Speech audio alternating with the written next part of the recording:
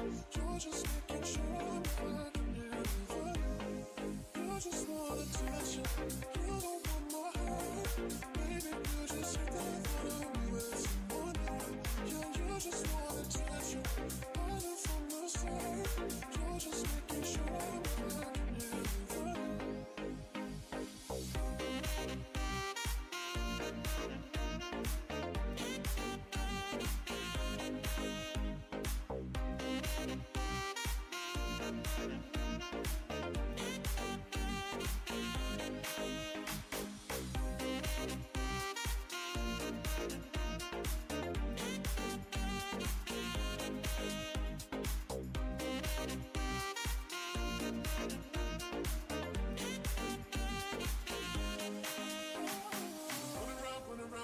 Throwing that dirt all on my name.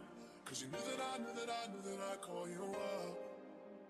Baby, another right here, standing face to face. You already know that you won. Oh, I know that stress is gonna regret. Yeah. Got me thinking back when you were mine. Got me thinking back when you were mine. I won't pull up on what you expect. Should I coming home with me tonight? You just want attention. You don't want my heart. Baby, you just hit that thought of me with someone else. Yeah, you just want attention. I knew from the start. You're just making sure I'm back never. You just want attention. You don't want my heart. Baby, you just hit that thought of me with someone else. Yeah, you just want attention. I knew from the start. You're just making sure I'm back.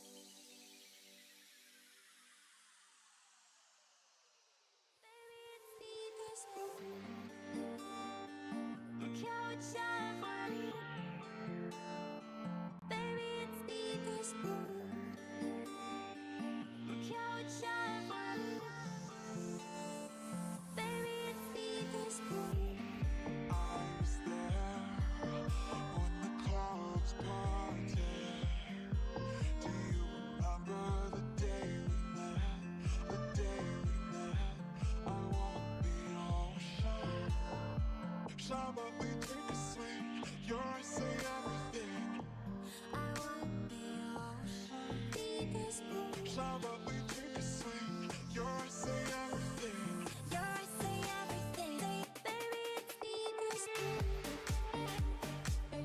Can we shine? Baby, it's deep as blue.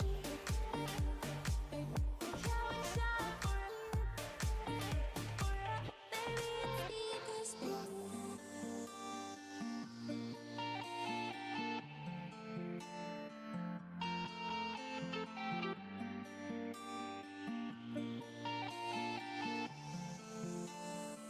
Baby, it's deep as blue.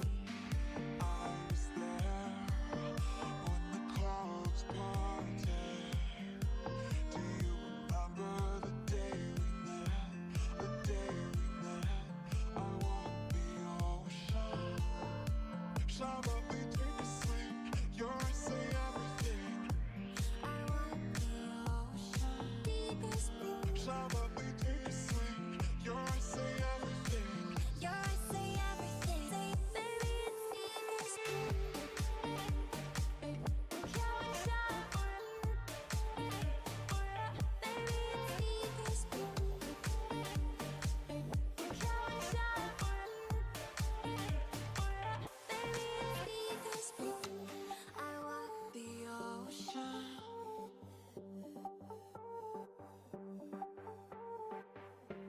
I want the ocean. Yours say everything. Say everything. I want the ocean. Yours say everything. Say It's like a everything. story not yet complete. Yet complete. Baby, it's deep as blue. Can we shine? Baby, it's deep as blue.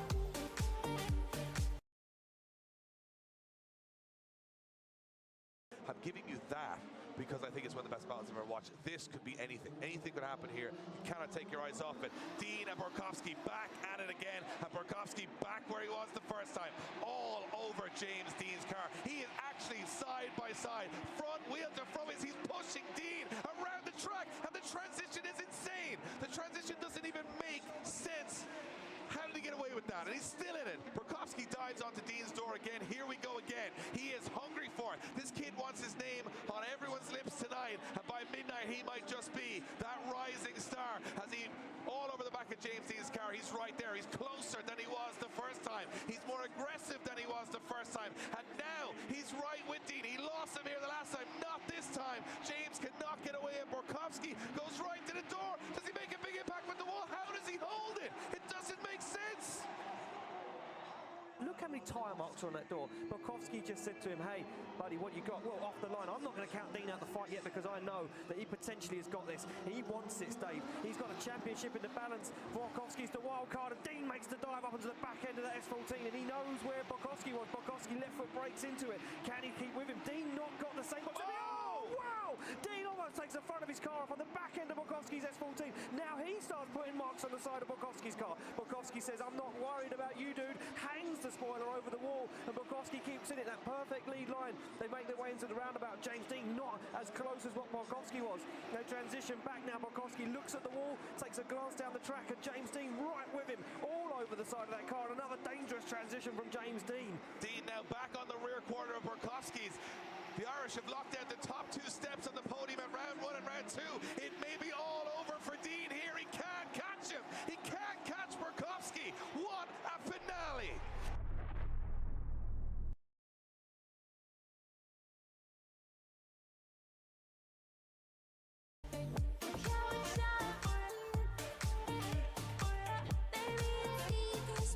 It's like a story not yet complete. Baby, it's deep as blue. It's like a story not yet complete.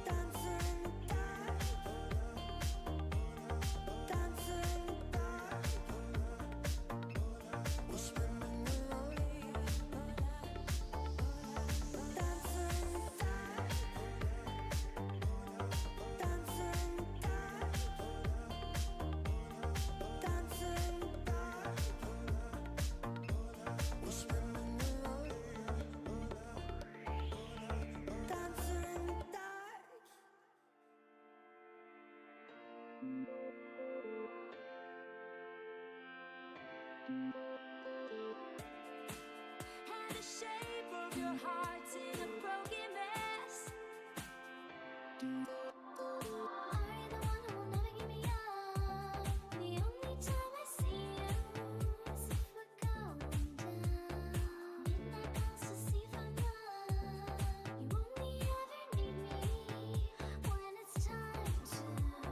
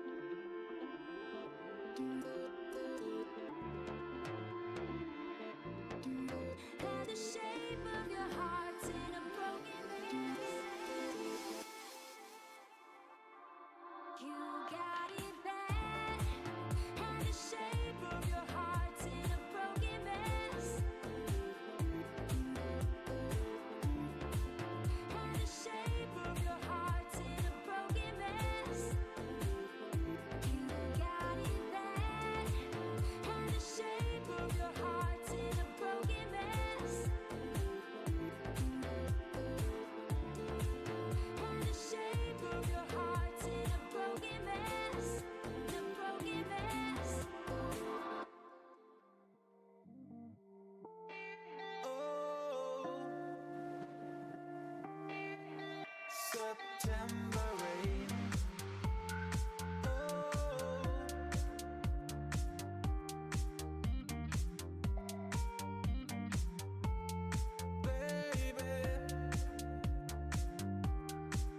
September rain. Baby, tell me what's the vibe now. Baby, loving you, tell me what's the vibe now. I'm still in love with you, in love with you, in love with you. I'm still in love with you, in love with you. September rain. Oh, still loving you. September rain. Baby, come back to me. September rain. Oh, still loving you. September rain. Baby, reminded by September rain. Baby, tell me what's the vibe now. Baby, tell me what's the vibe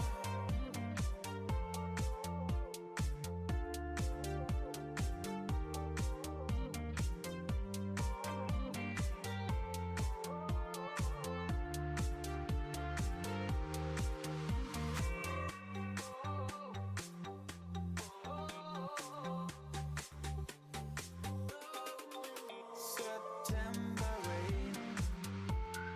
Oh, still loving you. September rain. Baby, come back to me. September rain. Oh, still loving you. September rain. Baby, reminded by September rain. Don't remind me. Don't remind me. Baby, come back to me. September rain.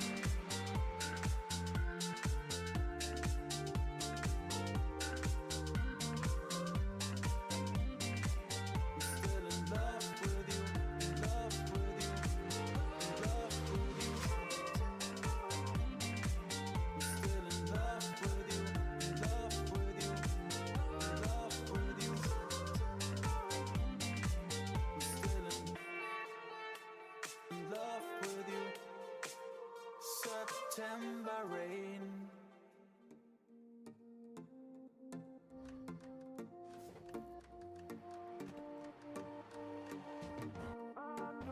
Next level, leagues above the devil. Flying higher than they set out, would they label me a rebel? Bogota barely as dope as me. Success the only thing that give me dopamine. A legend, the only thing that I'm supposed to be. Everything's the only thing that's owed to me. Yeah, I want it all, my baby. I didn't come to watch, I came to ball, my baby. Well, welcome, ladies and gentlemen, to round 2 of the 2025 Drift Masters Championship. And yes, you are joining us in Spain, in Madrid, at the Circuito de Madrid Jarama. My name is Ian Waddington, and I'm joined alongside my good friend and co-colleague, Jacob Gettins. Jacob, we have been absolutely joyed with some incredible qualifying yesterday and some insane battles today in Top 32. Top 32 was just the starter, the appetizer. Now we get into the main deal, the main part of the show, the top 16. And as those guys around the circuit, along in the grandstands, on the banking, were just warmed in, just welcomed in to our top 16 parade, and a bit of a show on track, getting them ready for what is going to happen this afternoon. Yeah, we've seen absolutely everything from big upsets to crazy stories, accidents, some of the most amazing lead and chase runs. I mean, and as you said, this is just the opening credits. We've barely got this underway at this point. So the track is only getting faster, the tandem's going to get even closer, and the show just that much more wild. Well, it certainly is going to get wild, and I tell you what is going to get wild as we travel through 2025 and we visit even more countries with crazier tracks and crazier locations. We obviously missed round one in Italy, it was cancelled, but we're here in Spain, and then we travel through Finland, Ireland, Latvia, and we return back to Ferropolis in Germany for that Iron City, and all roads lead to the Warsaw, to the PGE Narodow Way in the centre of Poland, where we throw it down at the Red Bull Drift Masters final, where we sell out 55,000 seats. We do it under the lights on a custom-built circuit, and we crown our 2025 champion. It is a sight to behold, but this was a sight to behold as our Red Bull athletes came along and put on an incredible stunt show for everybody in attendance, just to warm them up. You know, the drifting action had finished. Well, it hadn't finished completely because it was on track ever so slightly, and these guys, what a show, what a spectacle. And this is what we got to see during the lunch break. Yeah. That's it, yeah.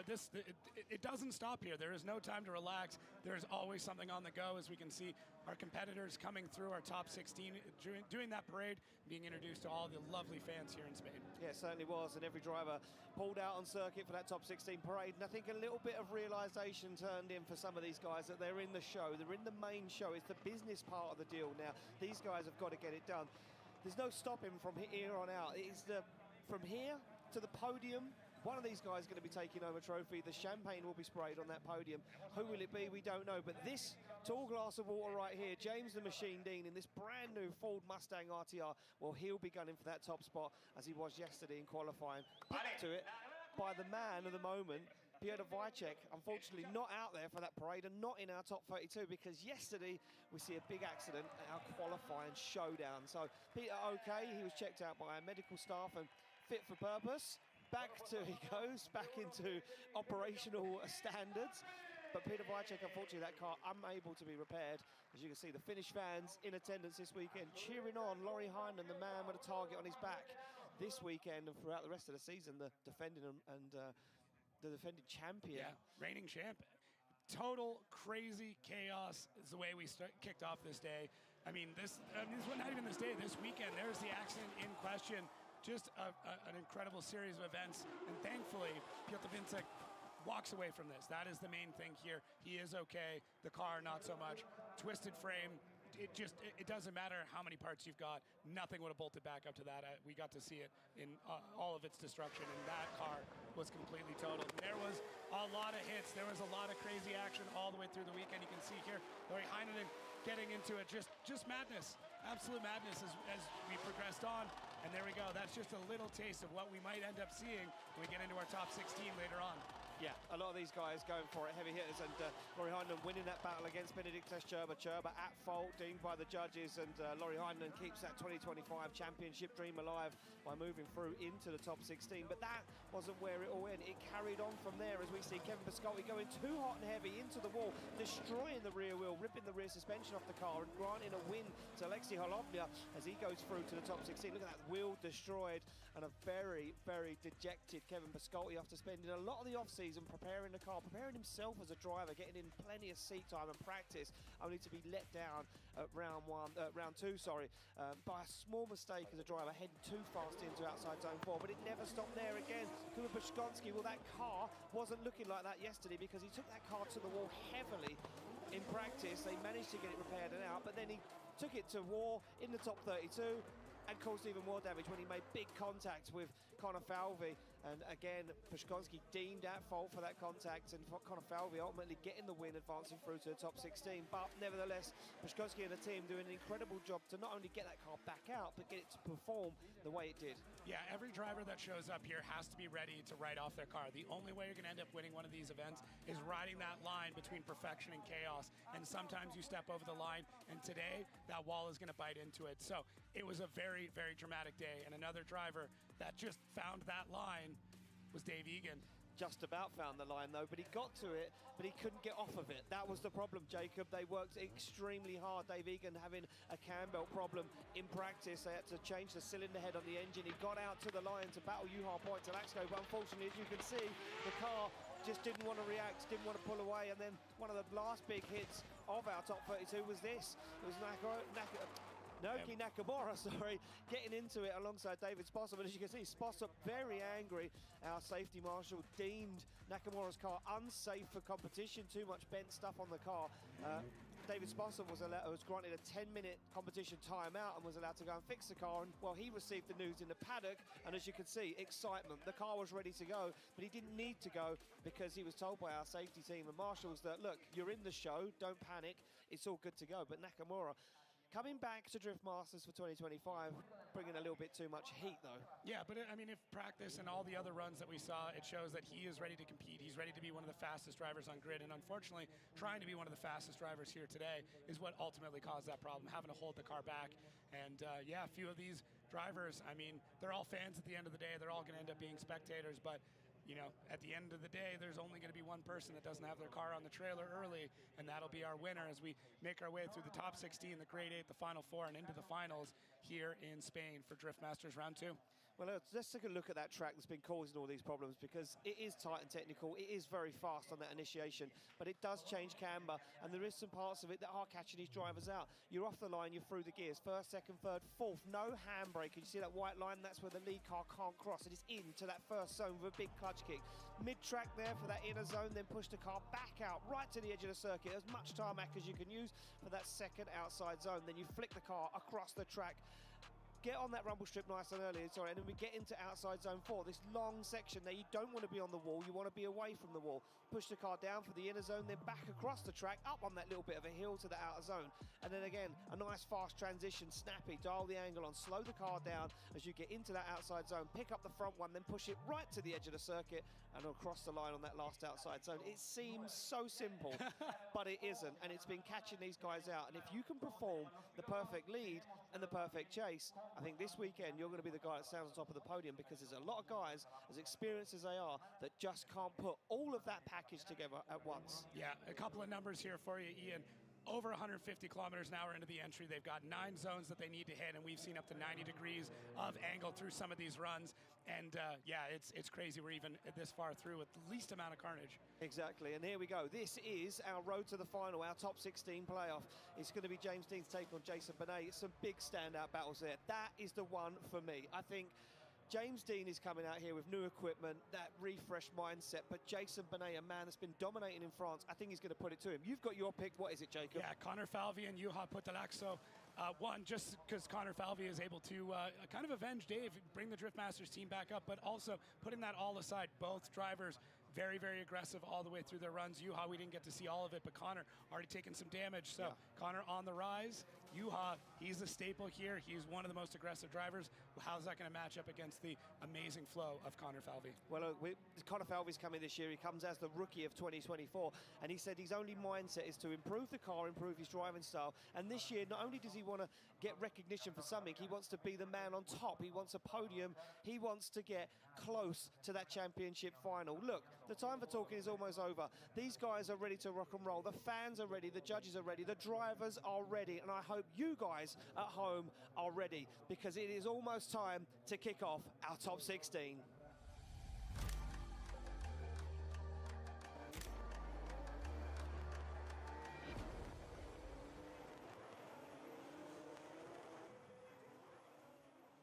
Well, there we go. We're down at the back end of the circuit, and the action is ready to come off the line. It is going to be James Dean to take on Jason Benet. This was my pick for the most exciting battle of our top 16, because two guys that want it. They want it bad. James Dean sits in a car that's a little bit battered and bruised now after being brand new just a couple of days ago.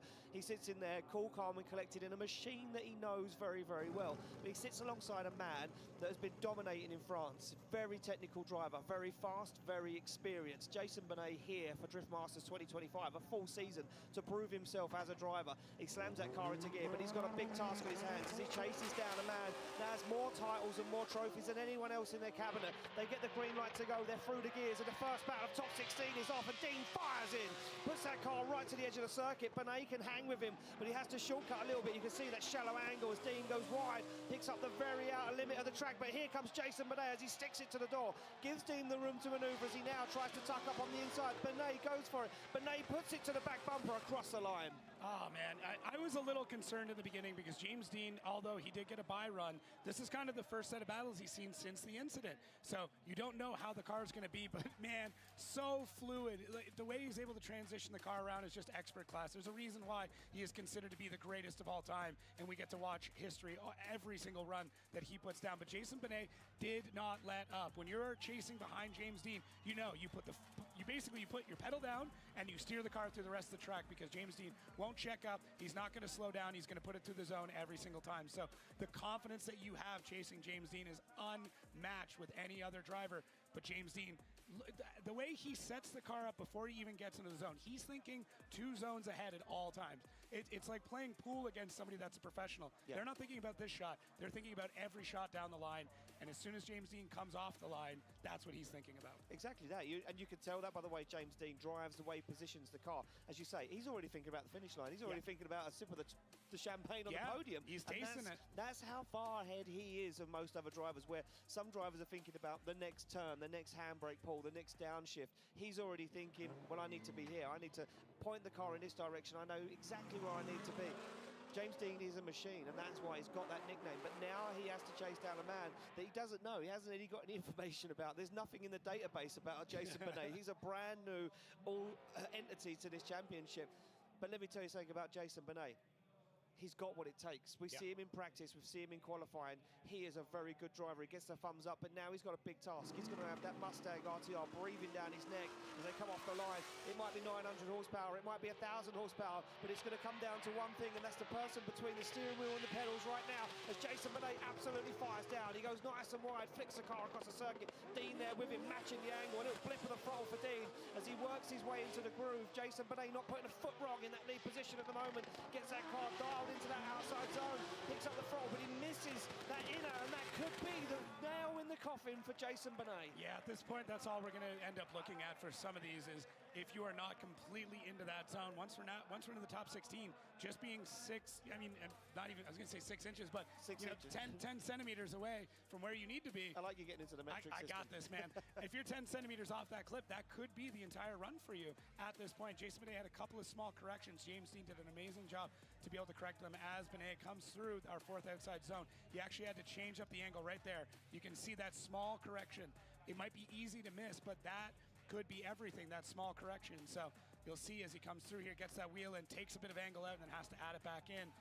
This is what we talk about when you're trying to think further ahead, a couple of zones ahead, and that's why James Dean is as great as he is. But James does a good job of getting through the run and following it in. Jason Benet, though, solid lead run on that, punching well above his weight and driving well beyond his years. Certainly so, and there we go, guys out of the car, and even some Irish flags in the crowd supporting James Dean as Jason Benet leaves the helmet on. I think he knows he made a few mistakes. That was a tough battle. Slide him left for Benet, right for James Dean, and it's going to be James Dean, ladies and gentlemen, advancing through to the Grade A, and Jason Benet knew it straight away. That was going to be a tough battle, but what a contender. Keep your eyes on that Frenchman throughout 2025 because he's got a point to prove here at Drift Masters. We will see him again. I guarantee it. There's going to be plenty more conversation around Jason Benet and what he's able to do on track. Yeah, this is just the start. Yeah, certainly so. So, see James Dean there. I think he stalled it. Did he? There was a malfunction, yeah. He's not perfect. He got out of the car and got back in. He had to reset quickly. Right, here we go. It doesn't stop getting heavier. Every single run of this top 16, again, looks like a final, as we mentioned, in top 32. It's going to be Laurie Heinlein to take on Oliver Randalou. Look, Randalou has been on the podium before. Can he do it again? He has a big ask right now. Heinlein's on a flyer. He looks confident. No change in the car. He just nods to the cameraman. He said, thumbs up. I'm ready to rock and roll. It's business as usual for Laurie Heinlein. The Finnish driver sits alongside the Estonian of Oliver Randalou, and Randalou is in the zone. Look at this, fully focused. He's not messing around. He means business this weekend. The anti-lag fires as Randalou starts to creep, and he pulls away as Heinlein now fires through the gear. And look at this, as they flick across, Randalou gets himself out of formation and makes a mistake on initiation, and it's business as usual for Laurie Heinlein. Sets himself up beautifully for outside zone 4, works his way down the hill and then back up. Now Randalou trying to find himself back into this fight, trying to gain some lost proximity. He's shallowing up the angle, cutting the circuit, and Heinonen looks rock steady. Yeah, I think Randalou just mistimed things just a touch at the start, and this new procedure is changed up a little bit. Now you're running a light, there's no chicane, so that chase driver can roll a little bit more and time it a little bit better, but Randalou gets a little advantageous there, gets a bit off pace, and that ultimately meant that he needed to catch up. And the one driver you do not want to be playing catch up with is Lauri Heinonen, who does not look back, sets the car, gets through the track, one of the fastest drivers that we've seen all weekend, and shows all the signs of that here. What I did like, though, is Randalou did not panic. No. This is so key at this point. It's not over. Something could happen, something could change, and Oliver does a great job of not panicking, not taking as much angle out of the car as he needs to get back in the fight without zeroing out, because that's a very thin threshold between those two stages. It certainly is a thin threshold, and we see some of our phantom slow-mo shots as Lauri Heinonen looks out the window. Look at that cool look out the window as he just looks at the outside zone, like, got that one, now there's two more coming up, I know exactly where I need to be. It's rinse and repeat for Heinonen. He's almost driving a scale electrics, if you like, because it looks like that car literally goes exactly where it should do every single run. But now Randalou under some pressure, and he would have felt that in the car as a driver, but also been told that by his spotters. Yeah, of course. He's going to have notes going into this and understand what he needs to do, which is going to be perfection.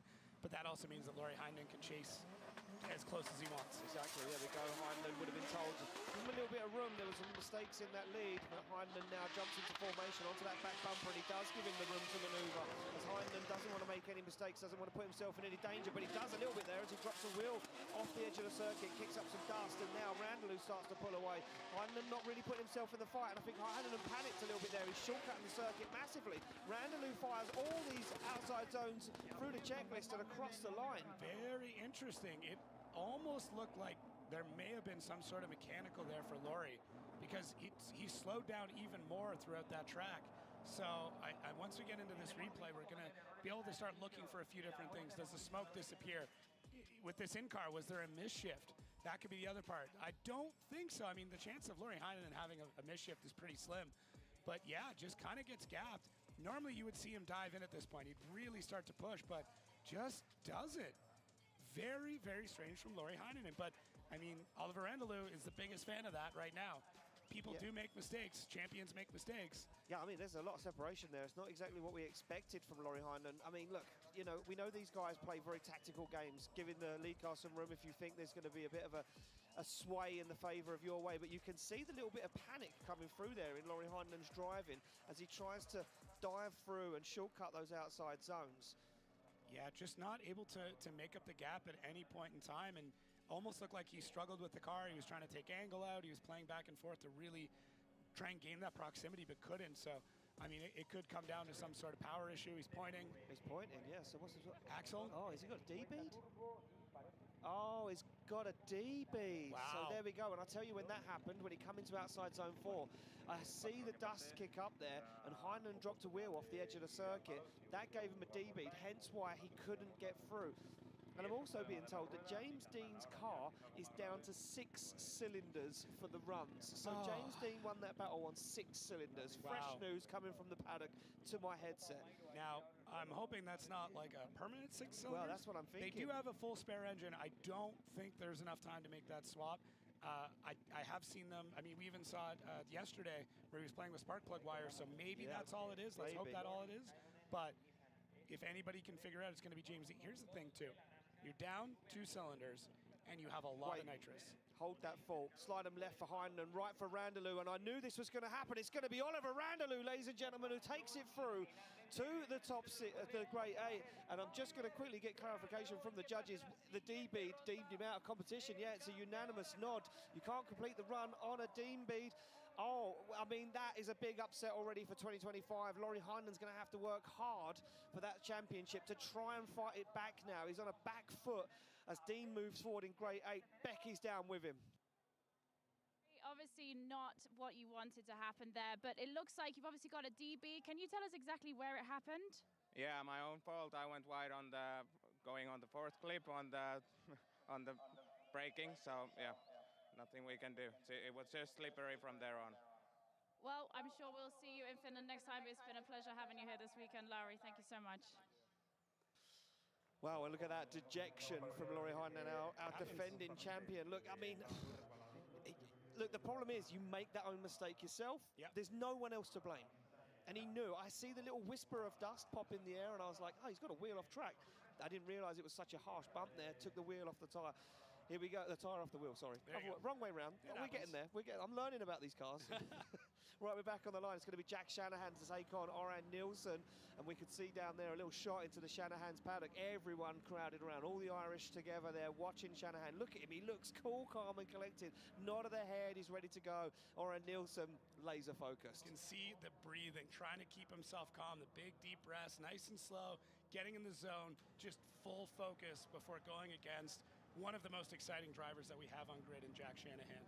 I can't imagine what's going on through Uran Nielsen's mind right now, because like you know what you're going against. Yeah, I mean, it's exciting in a lot of ways, but scary in others. Very scary. I mean, look, we're going to have to try and get Laurie Heinen's car off track. I'm not sure what's going on here now as well. I do believe he's got maybe a breakdown, or the tyre is bound up on the suspension and he can't move it. So we will have a few moments while we try and recover Laurie Heinen's car off the track. I mean, look, for Oran Nielsen, he knows Jack is going to drive 110%. So as a chase car first, you can push as hard as you can. Yeah. But then there's that limit. We spoke about it earlier. We touched on it quite a lot. You can overdrive the car. You can go into that place where Nakamura went, where you drive so hard that you end up knocking yourself out of competition and putting yourself at fault. Yeah, it's such a fine line right now, and as we've been talking about, the track does evolve over time. More rubber goes down, the temperature changes. We're going to start getting to a point later today too where the temperature comes down and the track is going to change yet again, and it can get even crazier. So nothing is constant in drifting. Everything is always evolving, the surface, and it is amazing when you think about all the variables that they have to deal with every day. The fact that they're able to get so close to these zones and other cars repeatedly over and over and over again, it just gives a testament to how incredible these athletes are. Yeah, it certainly does. And you know, for me, you see them at the end of an event and you say, like, how you feeling? They're like, I'm mentally drained. And you can see it, because all they're thinking about every single moment of the day is what to do, where to pull the handbrake, where to kick the clutch, where to position the car. And not only is it physically draining being in the car, and here we go, look, you see that little whisper of dust, and that's when the D-beat happens. Interesting. And that's it, and you can see him fall further and further back for the rest of the run. Yeah, car just not able to bite in at all. And look at the fighting he's doing in the driver compartment. Oh, so frustrating. And these drivers know, almost in the moment, exactly what has happened to that car. Yeah, exactly that. So there we go. Laurie Heinen gets removed off the circuit, and our guys are allowed to rewarm their tyres. Just a quick scrub to get the temperature back into them. Yeah, and they will pull to the line. Interesting to see that no one's played a game yet of the higher qualifier switching position, which is a new rule for 2025. The higher qualifier can choose whether they lead or chase. Yep. Now in top 32 all the way through to the final. Jack Shanahan sticking to what he knows, and we found that a lot of the older drivers in the game will stick to what they know. That, you know, it's been the method for many, many years, but a lot of the younger guys are opting to switch it up every now and then, which is interesting. Yeah, Uran Nielsen, again, we've seen this a few times. Positioning the car? Positioning the car on an angle so they can just shoot in right behind Jack Shanahan. It's just interesting. The little things that you start to pick up, and the driving habits. I love it. Well, there we go. They get the thumbs up from both sides. We wait for that light to go green, and it does. And Shanahan jumps off the line. Oran Nielsen in chase as he now falls into formation. They both clutch kick in to that first outside zone, and Nielsen on to the back bumper at GT86 already as Jack Shanahan now locks up the handbrake. Look at that, perfectly into that outside zone, but that's opened the door for Nielsen, and it opens the door massively as he tags the rear wheel, almost pushes Shanahan through that outside zone. Nielsen back on the hunt again, back on the rear wheel across the line. Wow. Oh, another one. We're just getting kicked off too. I mean, we're not going to have much energy or voice left by the time this is done if these drivers keep driving this way. Jack Shanahan, I feel like a broken record, but doing exactly what he always does, aggressive and fast and gets through the track.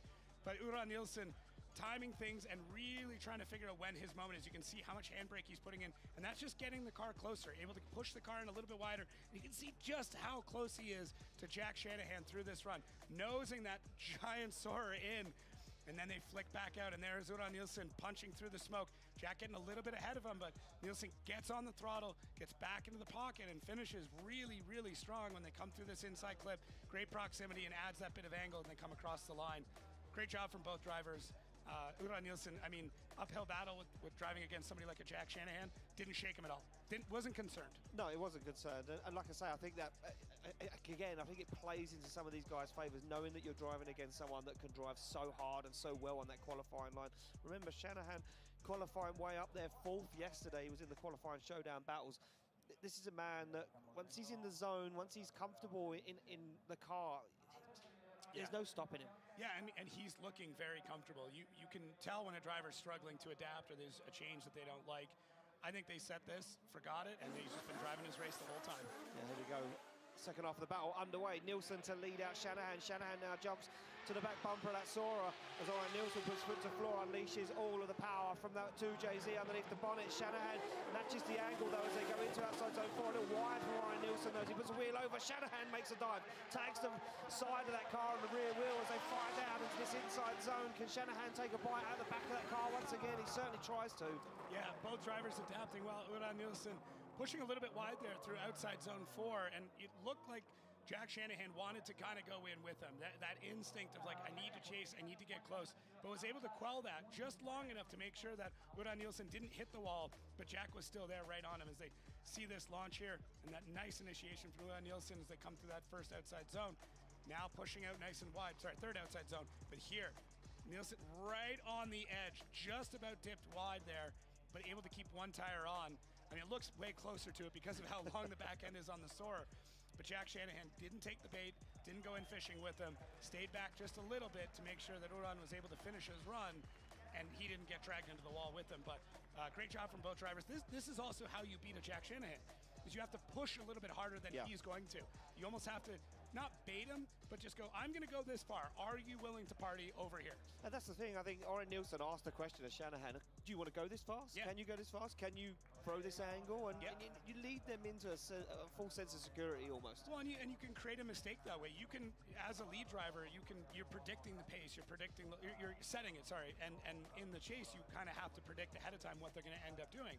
And Uran Nielsen's been running this line. It's not all that different. So Jack would have known he's going to push hard, he's going to push wide, and that car is scary quick as well. So great run from both of them.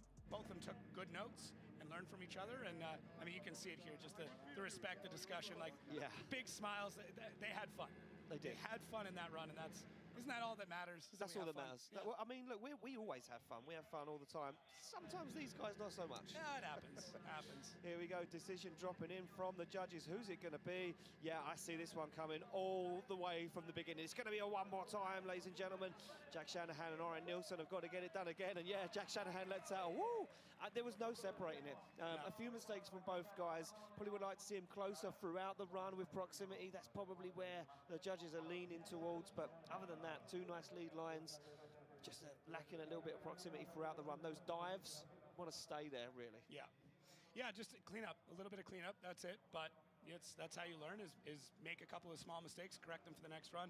The hard part is going to be, it's going to be even tougher to judge on their next battle. Yeah, it certainly will be. There we go. We go back to the start line. It's going to be Connor Shanahan's take on Alexei Olovnia as he sits on the line. Two GT86s, two power plants that are identical, almost two similar power figures. This now, the machinery the same, comes down to just the driver. Yeah. Yeah, this is a true head-to-head battle here when you have that, and it makes for great tandem. It certainly does. Well, two guys that have been driving for a long time. Shanahan, the 2023 Drift Masters champion, maybe a little bit more experienced, but Olovnia been around the block a few times, that's for sure. And look at that, it shows as Olovnia almost goes door to door and angle to angle as they fire through. Olovnia transitions before Shanahan. Shanahan in the outside zone, though. Olovnia seems to be losing a little ground as Shanahan on an absolute flyer as they fire into outside zone 7. Olovnia once again loses some ground, now starts to make it back across the line. Yeah, Olovnia played it a little bit safe in a few spots, and Connor Shanahan was able to really lay down a solid lead run that went wide in a lot of zones. Not in a bad way, though, just very deep, especially through 4. And Olovnia didn't want to get in that deep. Got a little worried. It's tough, too, because the way that Shanahan hucks it into a lot of these zones, it's so violent and quick that it can look like he's about to spin out. It looks like he's going to shoot off track, but he's able to save it at the last minute. But Connor, good job here setting things up when they come through that inside clip on number 8. And Olovnia, safe run, maybe not the best idea, but still got around the track, still had decent proximity.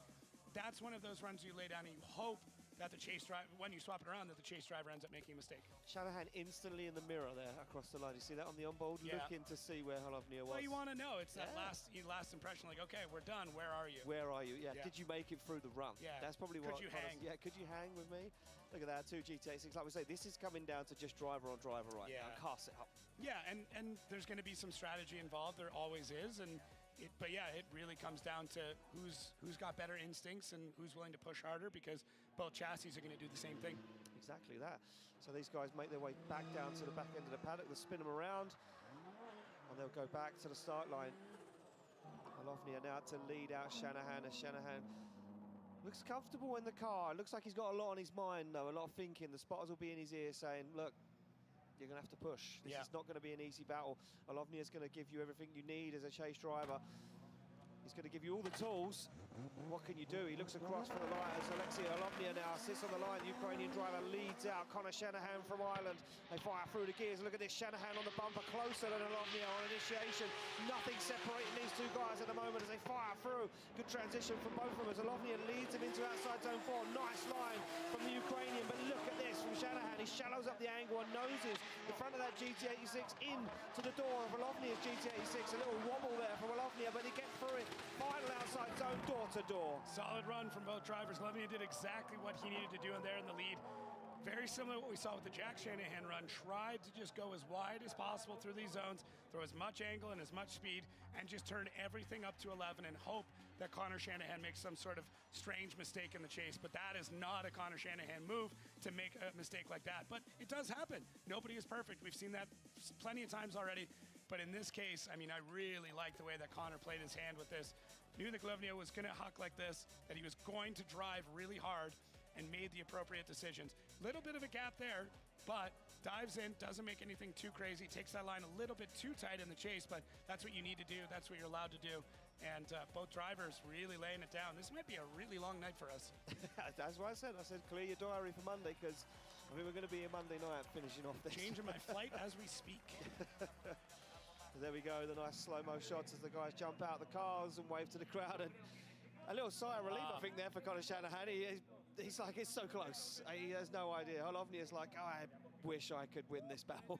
Yeah, I mean, this would be a massive feather in his cap, for sure. For sure. I mean, anytime you take down a Shanahan, that's a big deal. Here we go. Who's it going to be? Connor Shanahan on the left, Alexei Holovnia on the right. One for Shanahan. There we go. Connor Shanahan gets the win. Advances through to the Grade A.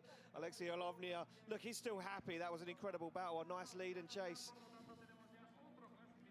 But yeah, that opens up the door to the question, if the one more time battle goes in favour of Jack Shanahan, well, he'll be facing off against Connor in the Grade A. Now who's leading too far? Look at this. Yeah, Jack he knows. Shanahan watching the screen in the Shanahan pit saying, this is not how we plan things to go, but this is what might just have to happen. And you were telling me that I was looking too far in advance. You're 2 battles I can't ahead help here, it. man. All right, listen, it's top 16 now. I know. I Okay, can do all what I right, want. everything out the window. I got it. Right, here we go. Pontus Hartmann finally gets a battle on his way. He got a buy run in that top 32 because unfortunately Piotr Wajcik not able to make competition. He now faces off against Itay Seda, who's looking strong this weekend. Yeah, this will be a great battle. And we talked about this before with the drivers who got the buy run. You don't have a lot of battle tests. You've been sitting on ice for a really long time. Well, technically, Itay didn't get a battle either because Marco Zaccaru bent those steering There you arms go. in the tyre warming area. He still did get the buy run, so did Pontus. But for me, Itay Seda in this new car, this new 2 Series, looking so strong. Good point. Good point. Well, there we go. It's time to find out who has got what it takes as they come off the line. It will be Pontus Hartmann to chase down Itay Seda. 2 BMWs, 2 similar power plants. And what have they got as they throw down? Look at this from Itay Seda already on the throttle. Big flick to initiation as he fires down now. Scrubs some speed. A little shallow on the entry to outside zone 4. Pontus Hartmann has to shallow up the angle. Almost got it wrong there and got himself into the wall. He's now losing ground on the young man as Itay Seda puts foot to floor, gets that final outside zone across the line. Yeah, Itay Seda, I mean, spooked me a little bit going into 4, just the way he entered in a little bit late, and that triangular line that we talked about that can be very dangerous when it comes to this track. So coming in late and then goes a bit wide, that could have been his entire weekend there. But able to pull that off, get back into the battle. But yeah, I mean, Pontus Hartmann just not able to get into the fight. I'm not sure why. everything looked pretty good at the run-up, and then Itesere just took off, and that was it for Pontus Hartmann, who basically became a spectator behind him for a lot of the run. Yeah, he certainly did, and you know what? It was almost front row seats there to the view of how good that 2 Series looks as it flies around the circuit in Spain, because Itesere was up and gone. There was no catching that young man. But now we have to swap him around, and as Itesere, has he got the tools in the bag, in the tool bag, to slow that car down? You can see he's dialed a lot of grip into it. It's very fast, but Pontus Hartmann's quarter of the speed down. Yeah. So now he has to try and balance that behind Pontus Hartmann, who probably isn't on the same sort of grip or pace that Ite is. Yeah, it's that's the hard part when you are chasing a slower driver, is you still need to drive at their pace. So you're going to have to pull things back. You may not have geared for the speed that they're going for, so you might be in between gears. It becomes very, very difficult. And I'm not saying that this is by any means a winning strategy just to drive a bit slower, but it is something that both drivers need to keep into account here, as Pontus Hartmann now taking the lead, and Itesere now needs to slow things down. Yes, certainly so. So here we go, on the line, ready to rock and roll. We're waiting for the thumbs up from our start line. Marshall, Marcin down there, Pontus Hartmann eager to go now. The anti-lag kicks in as the green light is shown, and they are off and through the gears. And look at Itesere as he looks for the back bumper of that BMW 46. A big clutch kick from Pontus Hartmann. He tries as much as he can to avoid, but he can't get away. He's trying to shortcut the circuit, and now look where that's put Itesere way out of formation. Hartmann up into the wall, and Itesere gets himself back into the final tag onto the door from Itesere. He's still coming into this one swinging, but that was a big mistake from both drivers. I'll be interested to see how the judges see that. Yeah, this is going to be interesting. There's going to be a lot of notes that need to be gone through, and I expect a lot of replays we're going to have to look over here, as both drivers having a roller coaster of a run as they came into this. So yeah, Pontus Hartmann missing that zone completely, just straight line through, and that amount of speed created a huge issue as he gets really close to the wall. Probably, I think he got the bumper into it. You can see just holding on for dear life, just making sure that everything's going to work. And I think his visor dropped halfway through that run as well. But Pontus Hartmann, just too much speed. Yeah. Just knowing that the car, something's going on with the car, whether it's a setup or a mechanical issue. But Itesere should have chilled out a little bit. Now, I understand he's on a much tighter line here, but if we look back earlier in the run, I believe that's because Pontus Hartmann basically missed an entire zone. I was just going to say, he's kind of led Itesere out away from that zone. Yeah. So Ite's in the middle of the circuit, trying to transition, trying to find a line. Doesn't really know what Pontus Hartmann's doing. I think that's why he ended up way down on outside zone 4. Pontus Hartmann, I think he realizes there was a big mistake there. He kicked the clutch, the car just didn't react, and I can kind of see how this one's going to play into, and there we go. It's going to be Itesere getting the win, advancing through to the Grade 8. Unfortunately for Pontus Hartmann, his weekend ends there, but he knows he's still happy, and he said that, you know, being in the top 32, even advancing through the top 32, qualifying alone is enough, and puts a big smile on that Swedish man's face. Yeah, it's so cool to see. And listen, for some drivers, just getting into the top 32 is their win. Yeah. Just making it to the track sometimes is a win. There's so many stories we never get to hear about. As we see, well, so we haven't Falvey had anything over the headset, but we see Connor Falvey on the line. So I am being told that the 2-minute clock has been activated. There we go, as the breeze picks up here in Spain. That block nearly taken away, our Red Bull start line nearly flying off.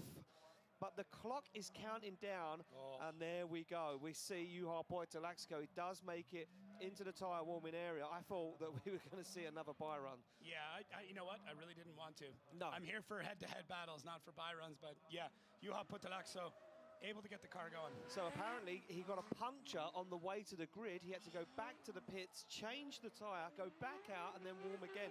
How is that for messing up a driver's mental state? Well, and for both of them, even, I mean, Connor, it's just I think I got a bye. Oh, no, you don't. No, you back don't. in the zone. Yeah, exactly that. Well, Connor Falvey, the higher qualifier, sits in that lead position as Juha Poitalaxco gets ready to rock and roll. You can see him pressing the button for the anti-lag. He's going to need all of that because this young man from Ireland is going to be on an absolute flyer as Juha Poitalaxco is going to hunt him down. I'm getting so much drama in through information going on. We'll get back to that in a minute. We're going to get this battle underway first. Look at this. So from Poitalaxco, he knows that Falvey's fast, and he's now jumping the start. He's waiting for Falvey to initiate as Falvey throws that Kevlar S15, and he's not wrong. Falvey is fast. The carbon Kevlar can barely hold on as a young man from Ireland puts that rear wheel into the outside zone. He's up and gone. And Poitolasco, it needs to do something right now. He needs to dive. He needs to make a move because Falvey makes a big mistake. Stalls up and has to get himself back into it. That was strange from basically the roll. Since this battle began, things just went back and forth and got really weird. I mean, Portalaxo coming up to the line late and then leading Connor Falvey out of the box and getting ahead of him. And then because of that, Connor Falvey able to shoot past Portalaxo and get into a really demanding lead here and then starting to wash a little bit wide as Juha having to make up a ton of ground. And Connor Falvey looked amazing through most of this run. And then this is where things get strange. Cuts that outside zone a little bit short, and then the inside zone, things get weird, shoves it into gear, and then gets back on it. But look at the correction. You can see that. He should not be turning the wheel that way. No, I think he caught a load of understeer when he downshifted. He went to put, right yeah, there. look, caught understeer straight away. So really tough, and yeah, just a small mistake there from Connor Falvey. I don't think, man, I don't think that's enough to consider a straightening. I could be wrong. Look, I hope it's not. You've got to kind of look at this in the judges', sense of view as well. That there was a lack of proximity and the shortcut of the track for Juha Poitolasco. Does that now equalise out the mistake from Connor Falvey? Yeah. Are we sitting with a situation where both guys are sitting with almost similar amount of points going through, and you can see down there the team, they're just cooling down the car. You look at this, Bagsy down on the grid, cooling down Connor Falvey's car.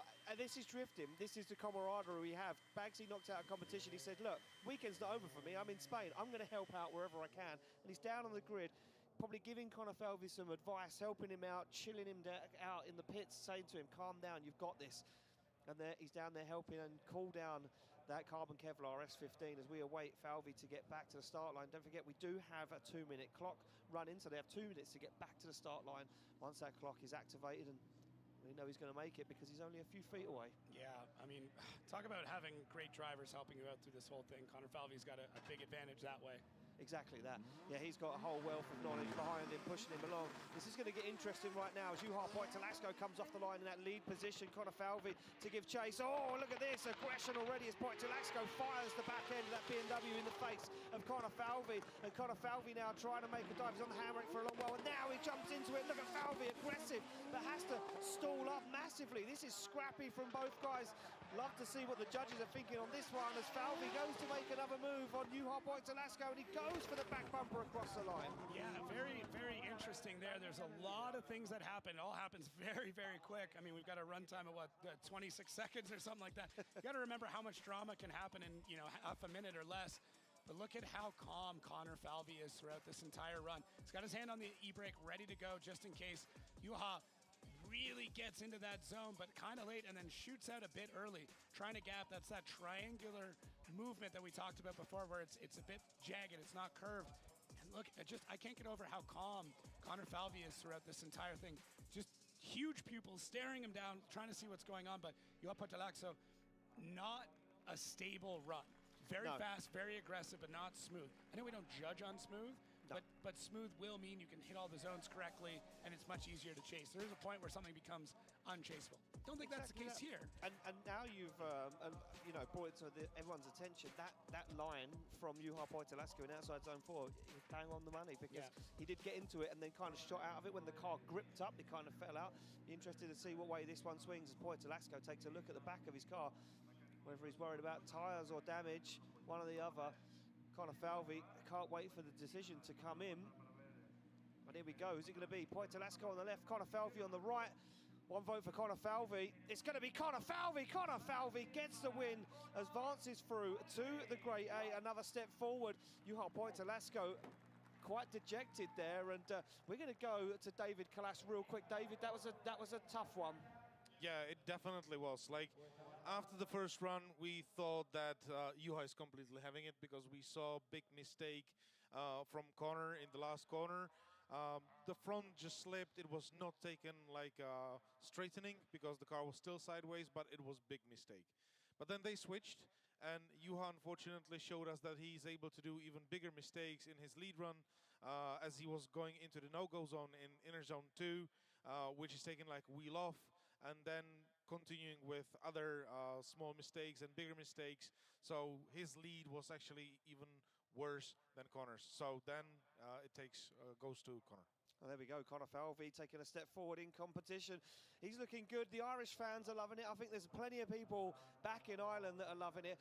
Look, Connor Falvey, the Rookie of the Year last year, already making moves in 2025. Becky's with him right now. Connor, congratulations, you're into top 8. And if I'm correct, this is the first you've ever got in competition at Drift Masters. That must feel absolutely amazing for you. Oh, it feels amazing. It feels like all the hard work paid off. There's been so much commitments made over the off-season. My parents put so much into me, so I can't thank them enough, and I can't thank Drift Games enough as well. You have no idea how much it means to me. I'm just delighted. How many laps of this track did you actually do on the sim? I heard there was a lot of times that you practiced this. Yeah, there was too many hours, about 55 hours I put into it, so I'm working very hard, and yeah, just hopefully we can get further now. Congratulations, Connor. There you have it, guys. Thanks, Becky. Yeah, there we go. A man, look, very humble for a young man, and look, so, you know, grateful for every opportunity he's been given. And that was a tough battle for him, understeering that last outside zone, a scrappy lead to try and chase. Look, we move it along to the next battle in our top 16. It's going to be Juha Rittinen to take on David Spossop. Spossop getting that win over Naoki Nakamura with contact in that last outside zone across the line. He's very, very happy he's got into the top 16. He's going up against a steely competitor this weekend of Juha Rittinen. Yeah, both drivers seen some contact, so hopefully the cars are ready to go and there's no mechanicals and we get a really nice heads-up battle here. Yeah, I'm sure we can. And Rittinen must be in that right mindset that he said he wasn't in yesterday for qualifying, as he now slams through the gears and stares down to the back of that purple S15. They fire in, and look at this from Spossop. No messing around. He knows he's got Rittinen hot in pursuit, and that's a big mistake from Juha Rittinen. He went for the transition way too early, and now Rittinen makes a big mistake. He's down on the inside. He has to try and get himself back in formation, back on the side of the Polishman's S15. As Spossop finds that inner zone, looks for the final one across the line. Yeah, very uncharacteristic mistake there from Juha Rittinen. Just timing, just, you know, one Mississippi off, just barely outside of what it was. One Mississippi. That's it. Yeah. I mean, hey, we'll use anything to measure, but yeah, look at this. Yeah, I think Rittinen, sorry to jump in there, please. I think he come down the inside and caught himself off because Spossop was going to transition, and he knew he was going to make contact with the lead car. No, it was a good move for Rittinen to fall back there, but ultimately what it means is he's that much further back when the transition happens and just not able to really make sure he fulfilled all of outside zone 4. Able to get back in the fight for the rest of the run, though. I mean, once we get into 6, 7, 8, 9, things look fairly good there for Juha Rittinen, but Spossop does a really good job out front. Solid, good lead, through all the zones. You know, just nothing exciting in the best possible way. Yeah. That's what you want. You want your lead to be really good and almost no notes. That's a solid lead run. Yeah, when the little box in the judges thing is empty, yeah, you could just go, yeah, that was good. The best notes are no notes. Yeah, yeah, and Spossop, that's what that was. So not dramatic, which is perfect because that means he hit all of his marks. But Juha Rittinen just a little bit of a mistiming. That's all it was. Yeah, and I think he got a little bit greedy, tried to dive down the inside, like I say, and I think he knew he was going to make contact with Spossop, had to back out of it, and that completely mistimed his transition. He ended up way on the inside of the circuit. But now it's his time to lead out David Spossop. Spossop now going to be feeling a little bit of pressure. Maybe, will he go hard on the chase? He's going to jump off the line early, that's for sure, as they get the green light to go. It'll be Spossop to chase down Juha Rittinen. Rittinen smokes the tyres already, a big clutch kicker. Look at this, Rittinen up and gone. That car gripped up to the max as he fires through. Spossop not bothered though, just going to stick to that qualifying line. They both get to outside zone 4. Spossop into the wall though, goes too deep and throws the battle away as Rittinen thunders down the track as the anti-lag rattles around the building. Across the line goes Rittinen and Spossop buried in the wall. Yeah, I mean, Juha Rittinen has this thing wicked up. You know, thankfully we're seeing Spossop get out of the car. He's all right. I mean, somebody who was frustrated by a bit of contact earlier on with Naoki Nakamura, not going to be much happier about this type of contact. No, he's certainly not. And you know what? I think that was maybe a little bit of panic setting in there for David Spossop when he see Rittinen getting outside zone 4 and kind of dig in and start to drive away. He thought, I need to make the dive. Yeah. Look at Rittinen though, absolutely focused. And you can see just the amount of force that's on that driver as they slouch over to one side getting into that initiation. But Juha looks good. Spossop just a little bit too wide. Almost like he's adding in a touch too much throttle and the car breaks free more than he was hoping for. Actually, he's coming in with a lot of momentum, and this is where these different camera angles will tell a different story. So from one way, it almost looks like, you know, he just adds a bit more throttle. In this case, he was coming in too quick, and the car just did not dig out of that zone. I mean, look, you know, as a driver, they all say, when you see that lead car starting to drive away, you start to panic. You start to think, where can I make up some ground? And I think for me, Spossop was like, I need to gun this into that outside zone and try and make a dive. Unfortunately, he couldn't pull it off, because as soon as he got into that outside zone, the car got a little loose. He washed wide, put it into the wall, and look at Rittinen. He's got a smile on his face already. Decision's in. Juha Rittinen will get the win. Judges deeming David Spossop's incident independent. It was all his own mistake. So Rittinen gets the win, advances through to the Grade 8, and he'll be very happy with that. Look at that, a man that yesterday couldn't get his head in the game. Now, well, his body, car, soul, the whole lot is in the game. Yeah, and a little bit of luck came with that. I think if Spossop was able to get around the run and not have any major issues, that was his to take home. But that little bit of panic, and this is what ends up happening. And when we talk about drivers pulling veteran moves, unfortunately, this wasn't a veteran move. This was that panic that he wasn't able to subside when Juha started to pull a bit of a lead. He got on throttle, really tried to pick up that speed and close the gap, and the timing just wasn't quite there for Spossop. But you know, you do it once and you learn from it. Yeah, you certainly do, and that wall taking a few prisoners this weekend, that's for sure, as we've seen. A few of these guys taking it to the wall, contact, I think it's a fine line. A lot of these drivers use that wall as a reference to where they need to put the back bumper, but at this event, the wall is away from the wall. Becky's down there with Juha Rittinen. He must be on top of the world, Becky. Well, congratulations, Juha Rittinen. You're through to our top 8. What does it feel like to be back on the grid for Drift Masters in 2025? Very excited. You have a bad reverberation down here, I understand. Everything's good. The car is working awesome, so it's great to be back. How was qualifying yesterday for you? Because I know that there was a little wobble there, not your usual performance. Yeah, I've had this thing that I'm practically doing very good at practice. But when it's qualifying, I don't know what's going on. That's very natural. A lot of drivers are like that. You know, practice, it's all fun, and then suddenly when it comes down to the line at qualifying, it gets a little bit more nervous for you. Yeah, well, I should have the experience by now, but apparently not. So last season wasn't amazing for you guys. The year before was actually a lot better. Did you make some changes to the car or your program to come back in 2025 super strong? Well, our biggest change for this year is that we built a new car, and it looks exactly the same like this. We're still about to shake it down, but we should drive it in finish round. And this car is going to ship straight to Ireland. Brilliant. And you have a lot of Finnish fans here. Is there anything you'd like to say in Finnish to the people that have come all the way out here to support you and online? Sure. Kiitos kaikki suomalaiset, kun kierrätte näitä kisoja. Merkkaa ihan hirveästi meille kuljettajille. Kiitos. Thank you so much, Juha, and congratulations. You're on to the Grade 8. Oh. Yeah, there we go. Yeah, a little shout to his Finnish fans out there, and you can see it meant a lot to them guys, that recognition. They, as I say, you've been watching Drift Masters for the last few years now. You'll recognise that these Finnish drift fans travel all around Europe with us, and this is how our road to the final is looking at the moment. James Dean will face off against Oliver Randalou. We've got Connor Shanahan. Who will he battle? Will he battle his brother, or will it be Oran Nilsson? That is yet to be decided. We have a one more time battle coming up for that. Then Ite Sidder will take on Connor Falvey. The two young guns in Drift Masters will go face off in that Grade 8, and then Juha Rittinen will face either Pavel Korpelinski or Kevin Purcell. We'll get to that battle once we get the track cleaned up and the cars off and the wall repaired. It's getting hot and heavy. These guys are starting to work it out now, and the guys that have got it figured out, I think they're going to be the guys that put on these extremely clean chases. Yeah, and really at any point in time, any of these drivers could be taking home this win. Everybody is on it. A few drivers had some luck that have come through in order to get them through the bracket, but let's be serious.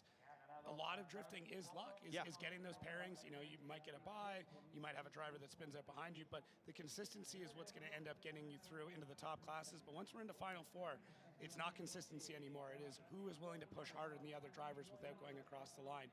So this is it for luck for a lot of these drivers, because anybody that's going to be dialed in as we start to move on through the rest of this set of battles is it's going to be the tops. It is people who are on it. The car is running well. The driver's in the zone. Everything is dialed in. And you're going against every driver that's in the same situation like that. Everything's on point. So it's just a mental game in a lot of ways. Yeah, of course. So we say it's normally a war of nutrition for the cars. You know, can the car survive?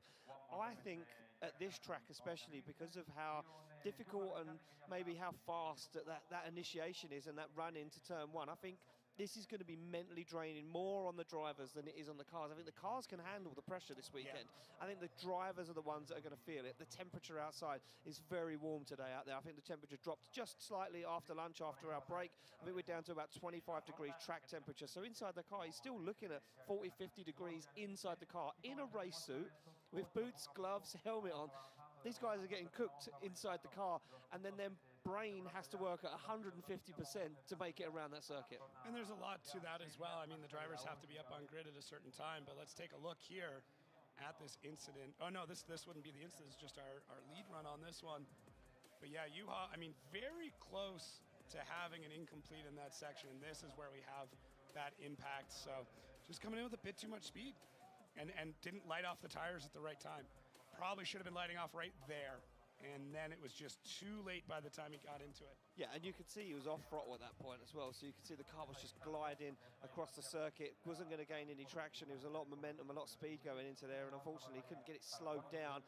Like I say, didn't get on the throttle nice enough, didn't get that grip dial back in enough to pull him away from the wall, and unfortunately he ended up getting into that wall, and that was the end of the weekend for David Spossop. But look, nevertheless, a good weekend for this young man, and again, he'll be feeling happy with the result he has walking away, even with the car looking as bad as it does right now. Yeah, it can all be repaired, and it will be repaired, and they'll be ready to go for the next set of, I mean, well, not set of battles today, but once they're back on track, that car's ready to go. And the car looked amazing when it showed up. It actually showed up in plastic wrap. That's how incredible it was. But once you get those first couple of dings into it, once the car's kind of messed up and you got to, duct tape a light back in or something like that, you tend to drive it a bit harder. Yeah, of course. Yeah, it's already wrecked. Yeah, once it's scratched, it's good for use. But look, cars that are brand new out of the packet, like Torano Cavillas, don't always work, because we see him yesterday. Yeah. He come flying through, and he got knocked out of qualifying run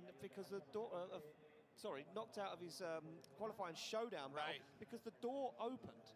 Just a small thing. And I mean, this is how casual it was. The door popped open, knocked himself out of competition because we can't have a hood, door or boot opening, and he just reached open, pulled it closed, and carried on the battle with Peter Vicek. Incredible stuff, but just as simple as that. Even a brand new car that looks nice and fresh and clean can still go, nope, not today. I still can't believe how calm and collected he looked through this whole thing. Door opens. Does he even look over to see? No, not really. I think he put it through all vision. It's the push out and then the pull in. Yeah. Like, just like, I got to make sure I slam this thing. But such a small thing, but it happens. And fortunately, it did knock him out of that battle. But what a cool story, a moment we won't forget. No, of course. And, Cavilla, the only guy in Drift Masters history to be knocked out of competition twice due to a body panel on the car. First time was the bonnet opening in Austria off the line for a run, and then yesterday when the door opened. So he's making history as Torano Cavillas as we work our way through the years with that young man. Yeah, and just getting some data in here from Spossop's incident, 76 kilometers an hour into it. It shows the resilience of these vehicles, because, I mean, most daily drivers, that's a write-off. But these vehicles are built to take this. The rear end is usually tubed out. There's kind of a section in there that is meant to be unbolted and bolted back in. They're built for these impacts. Yeah. And really, if he needed to come back out and battle again, what, 10, 15 minutes, he's probably able to do so? Yeah, he'd be back out on track, if he really had to. But unfortunately, it is the end of the weekend for David Spossop. As you can see, our track staff down there just repairing that wall, making sure it's perfect. Obviously, we want everything back in place exactly as it should be for our drivers. They do use the wall as a reference point, like we said, even though it is, the zone is a meter away from the wall. Done on by purpose, we found out yesterday in qualifying by our judges. Yeah, it was done this way instead of having them to run the wall, and really the reasoning for the wall is to stop rocks from getting shot everywhere. Yeah. That's a big part of it. And the other thing too you have to remember is the closing speed of an incident. What creates a lot of damage is the actual closing speed. So how fast you end up making impact. So if we had that even further off track, that means that they're still picking up speed before that incident. So although nobody wants to see more damage done, it's one of those necessary things that have to be implemented to keep everybody safe, not just drivers, but spectators and vendors and everybody else that comes out to these events. And I mean, big hit, easily repairable. I say that as not a mechanic. I was going to say. Yeah, I know. I'm making a big assumption. Shooting some breeze over here. I might get you down there later. I'm not a good wrench, so you don't want that. Just so we can clear it up, because we don't really know. So we get you down there, fix a couple of these race cars, get you greasy underneath, see what we can do. See if we put Jacob to work before he goes home. That's for sure. Anyway. Right, so here we go. You can see the wall almost repaired, and we can see tyres being warmed down the back of the grid, and it will be the one more time of Jack Shanahan's take on Orion Nielsen. As Jack Shanahan pulls into that lead position, the wall almost ready to rock and roll. That wall has earned its wages this weekend. Yeah, it's definitely one of the hardest working things here has that been the concrete walls. Yeah, the lifts in general. I mean, this is what happens when you're trying to push that hard and run the edge of pretty much everything. Yeah. So it's there for a reason. It's got a license plate on that. Wonder if we can take it back to the hotel later. It's not far. How long do you think it would take? I mean, you've driven in the car with me, probably it's as slow. like 5 minutes. Yeah, perfect. Yeah, you're a slow driver. Yeah, you're I'm a very cautious driver. Very cautious. Yeah. New country, getting used to it. At least everything's on the right proper side. Yeah. Takes me a minute. Does it? Yeah. How often do you walk to the other side of the car? No. No? You know? Every day. Unlock the car, sit in the passenger seat. Well, there's no steering wheel here. Yeah, so I'll just wait for someone to come drive this for me. Right, so we're going to head back down the start line. Looks like the track staff are almost happy and we're almost ready to kick off a one more time battle between Shanahan and Nielsen. As the forklift goes, oh, look at this. Nielsen again, look, positioning that car at an angle. Do you know what it reminds me of? Formula One starting grid. Right. Those guys gridding at an angle to try and gain that advantage, that little drive across the track. It's interesting. But it's every little advantage that you need to take to do this. This is a game of inches. Yeah. Right? So even just angling it that little bit means that you can drive right in behind Jack Shanahan. You can time it out a little bit better. And if that's the difference, even if it's just, placebo, if it's just mental, if that keeps Uran Nielsen in the right headspace, then perfect. Who are we to judge? Who are we? We're not judges. We're not judges. No. That's why. They're there, and they're always they're grumpy. Their faces are long today because it's been a long day already. Well, here we go. It looks like our start line Marshall Martin's getting the call to say that we are ready to send cars, and they're getting the thumbs up, and they're getting told to watch the light. It will be Shanahan to lead out Nielsen. Look at Nielsen already jumping off the line like a lowrider. The front of that Sora popping up and down as he jumps onto the back bumper. Nice initiation from Shanahan as they get into it. Shanahan right to the edge of the circuit. Nielsen goes for a very brave transition behind Shanahan now, working his way into the groove, nosing the front of that Sora right up to the door, starts to get lost in a cloud of smoke, and then dives through the smoke, looks up massively, has to shallow up again as he goes for the rear wheel of Shanahan's GT86. Yeah, both drivers taking notes from their previous run. Uran Nielsen getting a little bit more aggressive in the chase, taking a few more risks, and then Jack Shanahan just going faster and providing that monumental lead run there for Uran Nielsen to be able to get into. And you can see just how dynamic this car is. Every time Nielsen's on the throttle, it's shooting forward, it's lifting up, it's diving, it's bobbling around, and he's able to harness all of it and get as much grip down onto the track as possible to be able to keep up with the incredibly fast Jack Shanahan, who, once again, putting in a clinic in the lead. And Uran Nielsen, just that small mistake there coming into 5, and that also just creates more issues as he runs down to the track, to the end of the track, but doesn't do anything weird, doesn't shallow up a ton, is able to keep things going. And that's actually Connor Shanahan's spotter, but hey, he might be doing double duty. He's doing double duty. Yeah, I mean, it's one of those, when you're in with the Shanahans, you do everything. He's probably cooking. When you're in, toast. You're making people coffee, you're doing the whole lot. Look, I think Orion Nielsen has realised that Shanahan's super fast. He knows he's in the chase first, so he's turned that car up to 11. I think he's gripped that car up to 11 because he can't afford for Shanahan to drive away. But what he does want, he wants to drive away from Shanahan. You see the little front tire scrub there. Yeah. So Uran Nielsen, as he comes through that burnout box, he's going to turn the wheel really, really hard, and the car's not going to actually turn, and that's scrubbing the front tires. If you hear us talk about understeer, that's a very exaggerated version of that. But what that does is it adds more heat to the front tires. Yeah. So I would expect if he's doing that, you might see a pretty crazy initiation there. I think as Jack Shanahan. Bagsy's on wages down there. He might be. I think he's on wages. He might be. He's getting just paid. he's just a good guy. He's just happy to be there. He's just enjoying himself. He's in the sun. There's race cars everywhere. He's just having a good time. Someone said, okay, you're at a battle, so he goes, oh, can I help on track? Yeah, is there like, anything sure. you want me to do? Like, Sure. I'm free now for the rest of the afternoon, so, you know, I don't mind helping out if there's a job going. Here we go, thumbs up all around. And Martin presses the button. Yeah, look at this. Ooh, no. False start. Orion Nilsson. You're looking at the front camber on Shanahan's car? Yeah, the passenger side, our right, his left, my driver's side, very confusing. Looks like it's got a little bit more camber than the other side. Could just be the it could be the camera angle. Could be, but maybe that comes into play here by the end of the run. True. We'll have a look. We'll see how Shanahan gets on in the second half of this battle. Look at this, he's already creeping off the line now. We get a clean start, ready to rock and roll. Nilsson to lead out Shanahan for a spot in the Great 8 awaits. Who's it going to be making his way through? And look at this, Orion Nilsson has gripped that car up massively, tries to drive away from Shanahan, but look at this from Shanahan, bubbles. This is unbelievable. Oh, he's in the wall. Orion Nilsson back end of that Sora into the wall. Shanahan deals with it, dives down the inside. Shanahan closer than anyone else as Shanahan pushes Orion Nilsson across the line. Oh man, that was fun. That was just fun to watch. I enjoyed every single moment of that run, from the build-up to the finish line.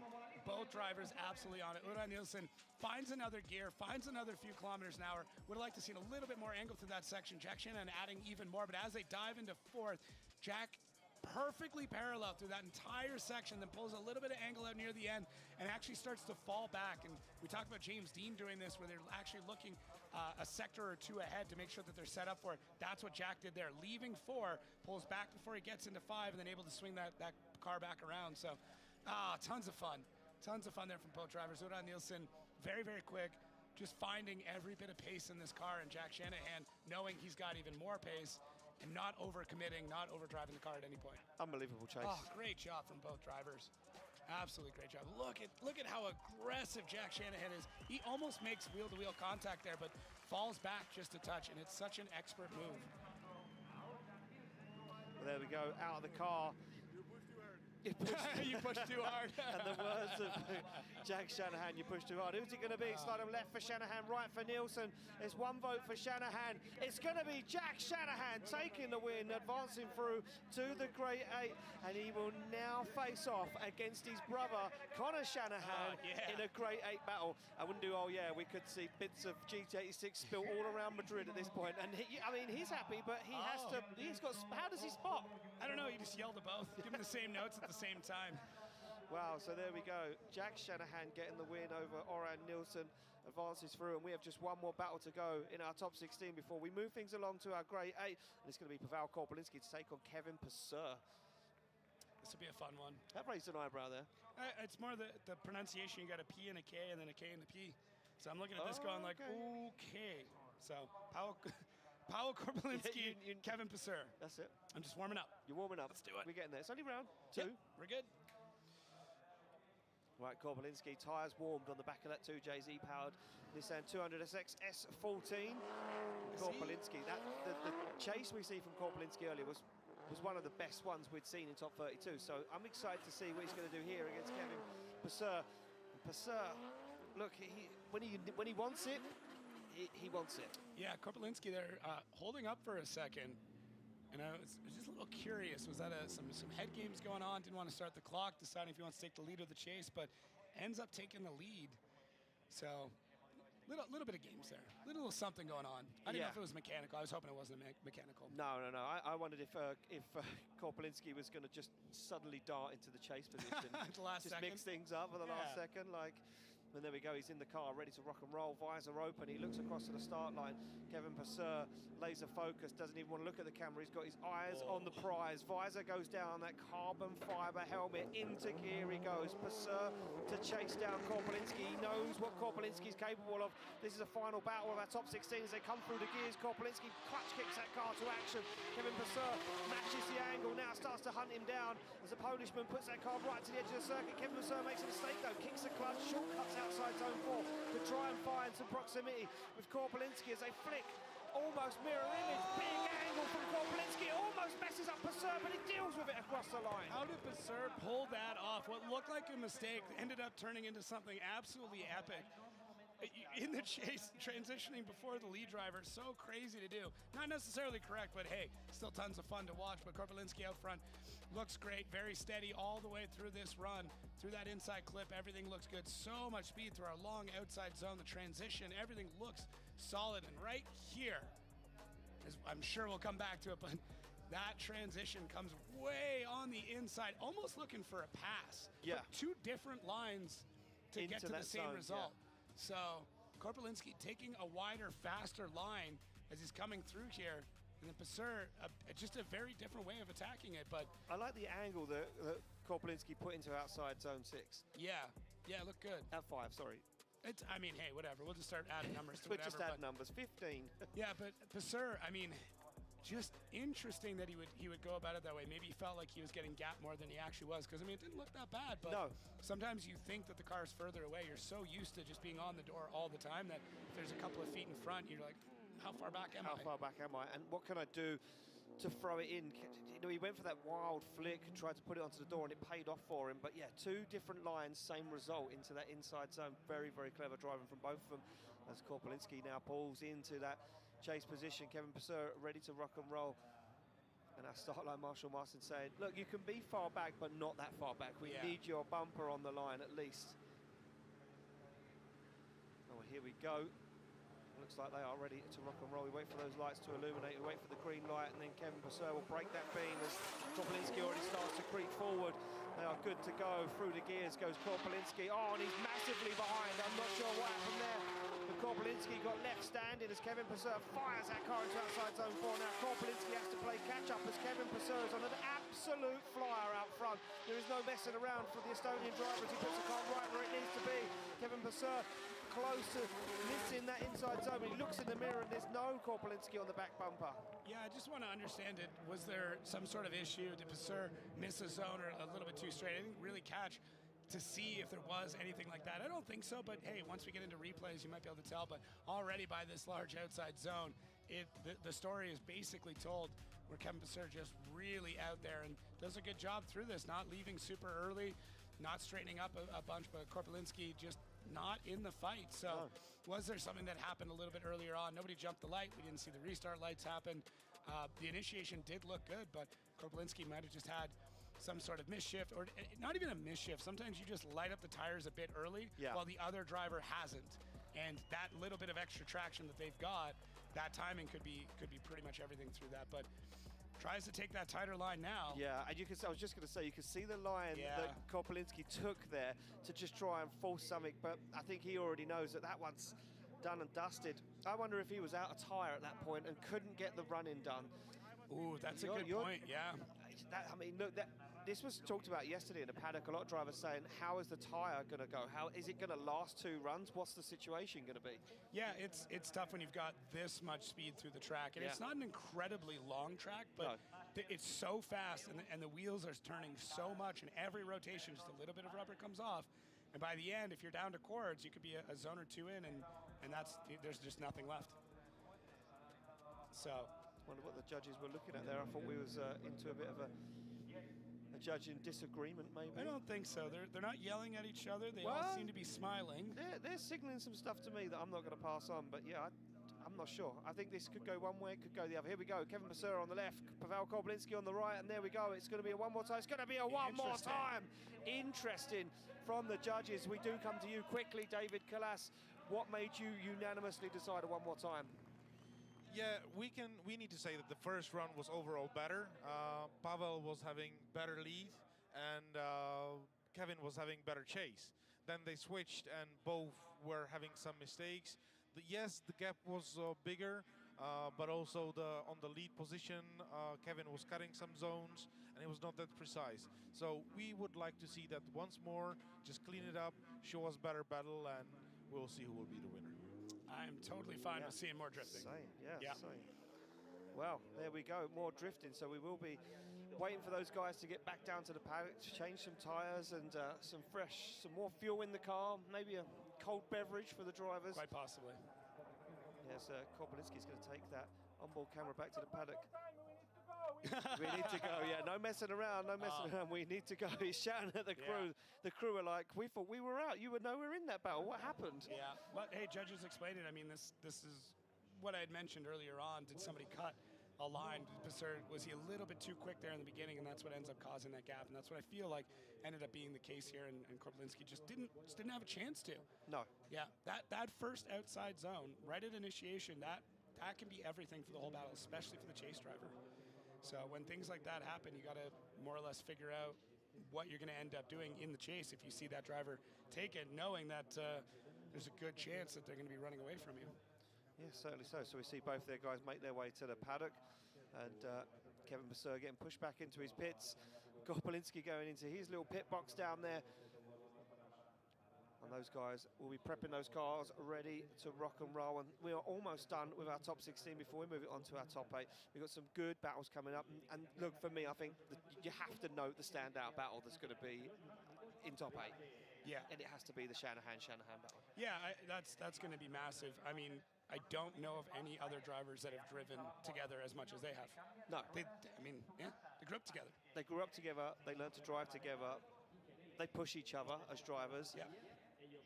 The worrying thing is they're going to push 110%. Yeah, I agree. But there's 110 or 15% of, let's just throw numbers at it, trust. Yeah. That's all there. When you drive with somebody that much and you're that connected, and as a family, they're so close. Right, you can be brothers and never talk to each other. They just don't stop talking to each other. They're around each other all the time, and they one has taught the other. And there's so much more rivalry and competitiveness in there. It's pretty wild. I mean, the fact that Connor's got a championship and Jack doesn't. That's something, man. Are you stirring that pot already? Yeah, let's get the ladle out. Let's stir away. Okay. Connor's got, it's just fact. That's how it is. Jack is yet to win the championship. Connor has done it. And Jack has been close in the past. Right. He's come very, very close. And Connor made the jump to the U.S. before Jack did. Yep. Jack is older, though, has more experience. Jack is more mechanically inclined and understands the building of the cars a bit more. So, there's a lot going back and forth here, and there's advantages for both drivers in these different situations. But either way, no matter what, however you want to do the math, it's exciting. Very exciting. Yeah, I'm looking forward to it. And another battle that I'm looking forward to, as again we alluded to it earlier on, the Ite Sada battle against Connor Falvey. Two young guns in the championship. Your face then was like, oh, that's going to get good. You know why? Because these two guys are coming up through the sport now. Okay, they're in the biggest, show in Europe at the moment or in the world, but there's still two young guys that are coming through the sport, and to see them face off this early in the season is fantastic. Yeah, and there's a lot of point to prove. There's some machismo going around, if you will. Just you've got two young drivers that are coming up very quickly. They're both very aggressive, but also smooth at the same time. When you're that age, you're gonna push past where you should. There's zero mechanical sympathy for either of them. They don't care about these cars at all. No. They drive it like it's stolen. They are into every zone. If it hits the wall, cool, let's just keep going. And all of that culminating in a battle and them going head to head, it could mean some pretty nuts chaos. So it's gonna be who makes the smarter moves through here, who acts more of a veteran. But that being said, you can play it safe and still lose. So, I don't know. I really don't know. And that'll lead us into not our final battle, but the only other battle that we've got a pairing for right now, James Dean, Oliver Randalou. I mean, that's crazy. Randalou, I mean, you're able to go as hard as you want. And James Dean down to 6 cylinders. So, I mean, hopefully not for the rest of the weekend. I don't know. I've yet to get an update that indicates that he's back up and running and everything is fine. So it may be that there is actually only 6 cylinders operating in that car right now. Wow, which could be, yeah, I mean, look, Oliver Randallou's only got 6 cylinders anyway. So fair enough, fair enough. But, I mean, James Dean can just throw as much nitrous oxide at that car as he wants. True. Yeah, I think he actually may have all of the nitrous oxide in Ireland at his home at this point. He's just bought it all. Yeah, I mean, might as well. You know you're going to need it. He's going to need it, that's for sure. I'd heard that they are getting less than 6 laps out of a bottle at this point. Really? That is how much nitrous they're throwing at that car. Wow, that's insane. Yeah, up to a 300 shot at times. So up to 300 horsepower sprayed into it, liquid horsepower. Well, there we go. Crazy. Look, Randalou, for me, we see it in that battle against Laurie. that car was turned up. It was turned up to 11. It was gripped up massively. Again, he knew he could trust Laurie Hindman. For me, I think Randall's going to sit there and say, look, James is equally as good, if not better, than Laurie Hindman. So we can trust him again. So let's turn the car up to 11. Let's push as hard as we can, and let's trust James Dean's going to give us the best lead line to follow. And then when it comes to the lead, we're going to have to just throw everything at it. But that's where James can flip the script a little bit and say, hey, I'm going to chase first. Yeah, he could, and that may be what we end up seeing, especially if he has some sort of mechanical issue. Yeah. He may want to chase first and go, okay, if this car breaks, I don't want them slamming into me.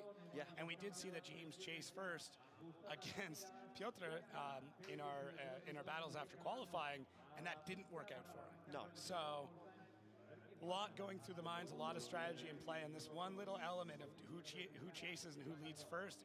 I knew there were going to be times where it's going to be the difference maker in a battle, and this is one of them.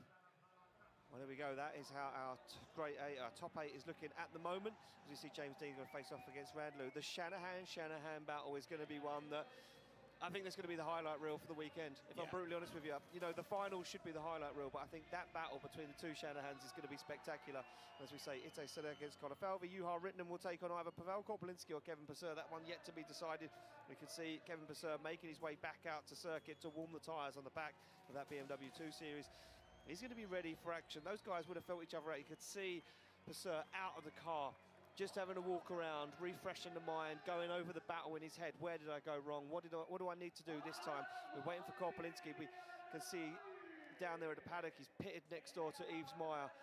We're waiting for him to pop out of that pit box. And as you can see, Randall already down there. Yeah, I mean, you want to get into that headspace as early as possible. We touched on it a little bit earlier, but these drivers sometimes are sitting there ready to go out to battle for 15, 20 minutes, even more in some cases, just waiting and having to keep their head straight. So both these drivers now need to give their heads a bit of a shake, refresh, get back in the zone, scrub those tires in. This to them is the ritual. There's if you really get deep into drifting, most drivers will do the exact same thing in the burnout box every time. Yeah. It might be 3 donuts one way or one the other way, or a big burnout or scrubbing something, but they'll almost always have a ritual in the burnout box. It's kind of neat.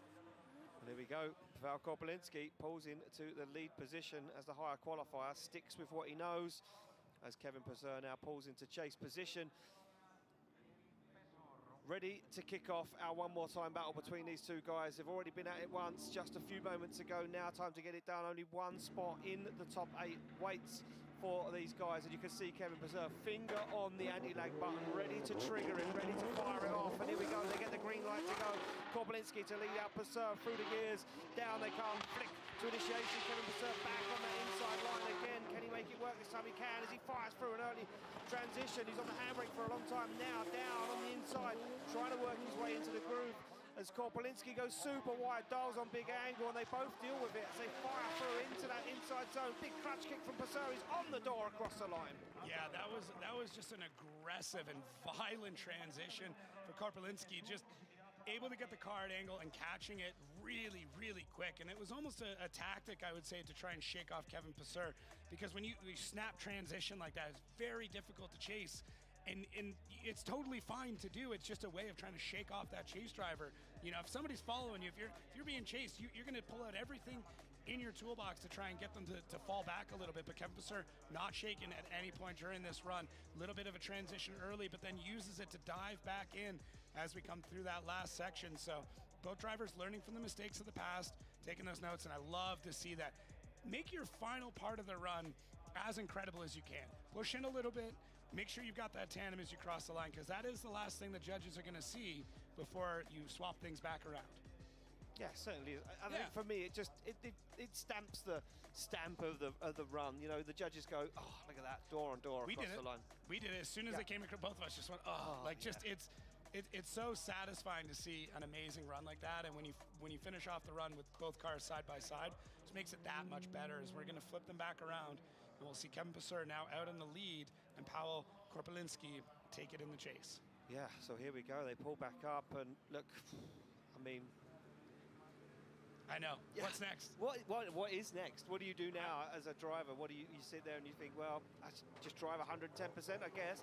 Korpolinski already jumping that start, ready to rock and roll. He knows that Kevin Passeur's fast.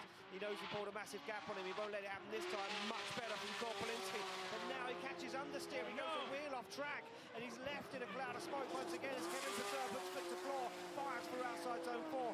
Pavel Korpolinski tries to get himself back in the question, back in the fire, as Kevin Passeur fires for a big angle. Look at this, dialed in, as Korpolinski looks for the back bumper. Yeah, when you start to get into these one more times, it becomes a war of attrition, that mental fortitude of who is going to make a mistake first, and that is what we ended up seeing here. Korpolinski just understeers, pushes himself out wide. I think it might have only been the one. Great job, though, not to panic or freak out or do anything weird. And thankfully, the car still seems to be mechanically fine, because taking a wheel off like that, we've seen before with Laurie Heinonen. Yeah, you can get a D-bead, you can snap a control arm. There's so many things that can happen with these vehicles, especially at that amount of speed, and how violent it is when you do go off track, and especially coming back onto track. So thankfully, everything was good there, but a big mistake there. And yeah, I mean, obviously, Kevin Passeur probably a little bit happy about that as we're... There we go. Fouls car. Parking brake, man. I mean, listen, the hydros are not meant for parking, so... No. There we go. Oh, not that guy's just going to have to hold it. That's yeah. Pavel's like, look, you hold my car. Yeah. I'm going to do the thing. I got to be on camera for a minute. Yeah, like, look, hey. Hold my car. Like I'm a celebrity. Here we go. Left for Passeur, right for Pavel Korpolinski. And it is going to be Kevin Passeur from Estonia who gets the win and advances through to the top 8. And Kevin Passeur finishes up our top 16. And there we go. The top 8 battle tree is complete. Thumbs up from that man. He's absolutely dialed in and the fans are happy. It's a sad day for Poland as another one of their veterans, another one of their competitors falls to competition. And we round out our top 16 with Kevin Passeur filling in the last of the grid. Yeah, and I think him against Juha Rintanen is going to be interesting. Both drivers having some mistakes and needing to clean things up. As we said, this is kind of the end of the luck. Now that we're into this point, it's no longer, you know, hoping that somebody makes a mistake. No one should be making any mistakes whatsoever. It's just a battle of who can hit perfection first. Exactly that. Look, we're talking about perfection. We're into the top 8 now. These guys we're getting to the best of the best now. We're starting to whittle it down. In just a moment's time, we'll be in the top 4, and before you know it, they will be the guys that have got the track figured out. They've got the right mindset. They're in the zone. They're ready to go, and that's what we're looking for. Now we need to whittle down them 4 drivers. Who's it going to be? We've got some big players in the game. We've got some big names up there. We've also got some guys that are coming in this weekend fresh with a mindset that they want to win this championship. Who is going to take it? There's only one way to find out. Let's head to the top 8.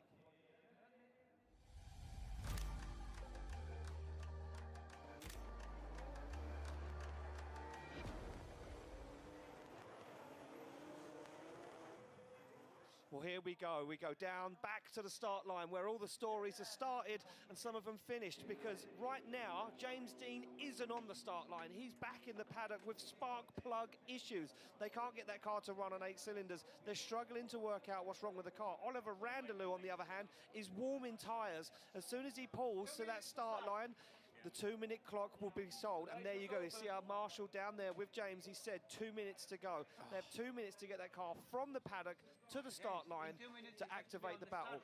And it's not a short drive. It's not like this is next door. He's basically on the opposite end of the track where we're seeing that large outside zone. They're even further back from that as we see the clock tick down. The next 1 minute and 50 seconds is going to determine the future of James Dean, potentially the future of the entire championship right here, because of 2 cylinders. So hopefully, I'm really hoping this ends up just being a spark plug wire issue or something small like that, but you don't know. These engines are so high strung, and they really beat these cars into submission every single run. Yeah, it is. It's like a wrestling match between the driver and the car some of these times, because the driver is wrestling this car into doing what it needs to do. Here he goes, the bonnet shuts on James Dean's car. He fires it up. It sounds like it could be running on 8 cylinders. He looks at the dash, and you can hear a miss. You know these cars. He looks across to the cameraman and he says, is it enough? He doesn't know. He shakes his head. He slams it in gear. He says, well, look, We only have one opportunity, Jacob, and that's just to go for it. Yeah. If it works, it works. If it doesn't, well, we tried everything we could. Drama already at round 2 at Drift Masters 2025 as James Dean makes his way to the start line. This is hanging on by a thread. 50 seconds to go. He's going to make it in time, I'll tell you that. But will the car make it to the end of this run? Yeah, and really James isn't going to know exactly how this car is running or operating until he makes it into the burnout box. It's the same story we saw with Dave Egan, where, okay, everything runs, it seems okay, gets into the burnout box, realizes there's an issue and goes to send it anyways. James Dean's got a full engine sitting in those pits. I know they thought about swapping it, and I know they looked at the time and said, I don't think it can happen. And this is it. 20 seconds remain for James Dean to get that car to the lines. You can see him firing down what is, I believe, the front straight of this racetrack. Yeah, and he's already trying to scrub in those front tires on the way over because he's not going to have a lot of time to scrub in the back. So. No, he certainly isn't. He's probably been doing a little bit of tyre warming as much as he can. Yeah, look, and he's been given the signal. He made it in time, just about. But yeah, our start line Marshall Martin's like, look, we need to go. And look at Oliver Randlew in the car. He's like, hey, I've been sat here for 2 minutes. I need to re-warm my tyres. Yeah. Oh, look at this. And Randlew now starts to put on a protest. I mean, I get it. So let's see here. They just say they timed out. He's been disqualified from competition. No Oliver way. Randlew gives a signal to say it's been 2 minutes. Randlew leaves the line and James Dean is disqualified at the line. Wow.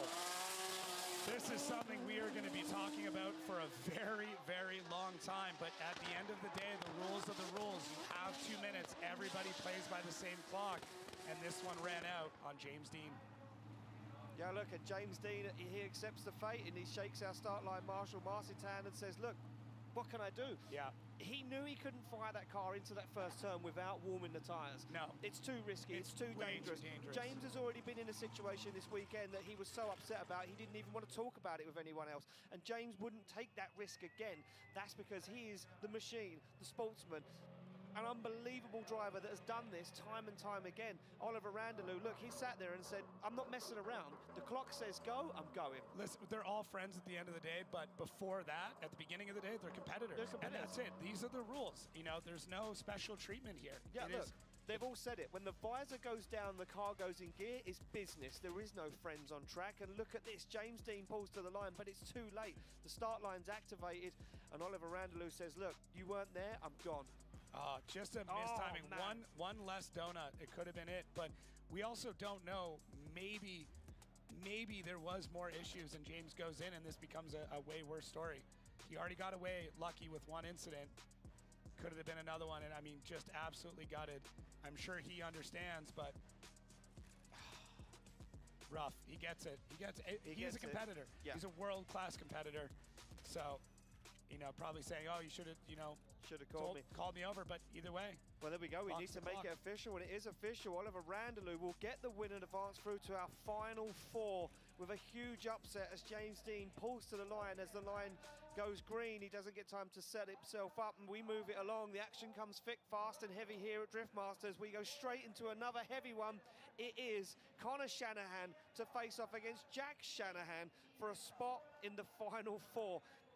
I don't even know what to say with this one. Jack Shanahan takes the lead position. No games played between the brothers. They stick in formation, the thumbs up. There's a lot of pressure here from both guys. This is all about bragging rights, going back to the paddock to say you might be the champion, the former champion, but you couldn't beat me in Spain. Or it goes the opposite way. Or it goes this the is other way. why I'm a champion. Exactly that. Well, here we go. The car slam into gear. Shanahan versus Shanahan. Connor to chase down Jack as they come through the gears. Look at this. Connor Shanahan straight onto the back bumper of Jack's GT86. They fire through. No messing around. Clean cut so far as they both put it right to the edge of the circuit for outside zone 4. Connor Shanahan starts to creep up on his brother. Put the front wheel to front wheel. But Jack is on an absolute ripper. But Connor fires down on the inside. Noses wheel to door across the line. Oh man, the best that Ireland's got to offer here on display. Are you serious? This is exactly what I hoped for. Both drivers at full pace all the way through. No holds bars, no caring, no sympathy whatsoever. Just great tandem from the Shanahans as both drivers just putting everything on the line and knowing, hey, we can repair the cars later. We'll fix this. It's not a problem. If I crash yours, I'll fix it. I love to see this type of driving, that you could not fit a piece of paper between these two cars in transition. It's like they share a brain in sometimes. Look at this.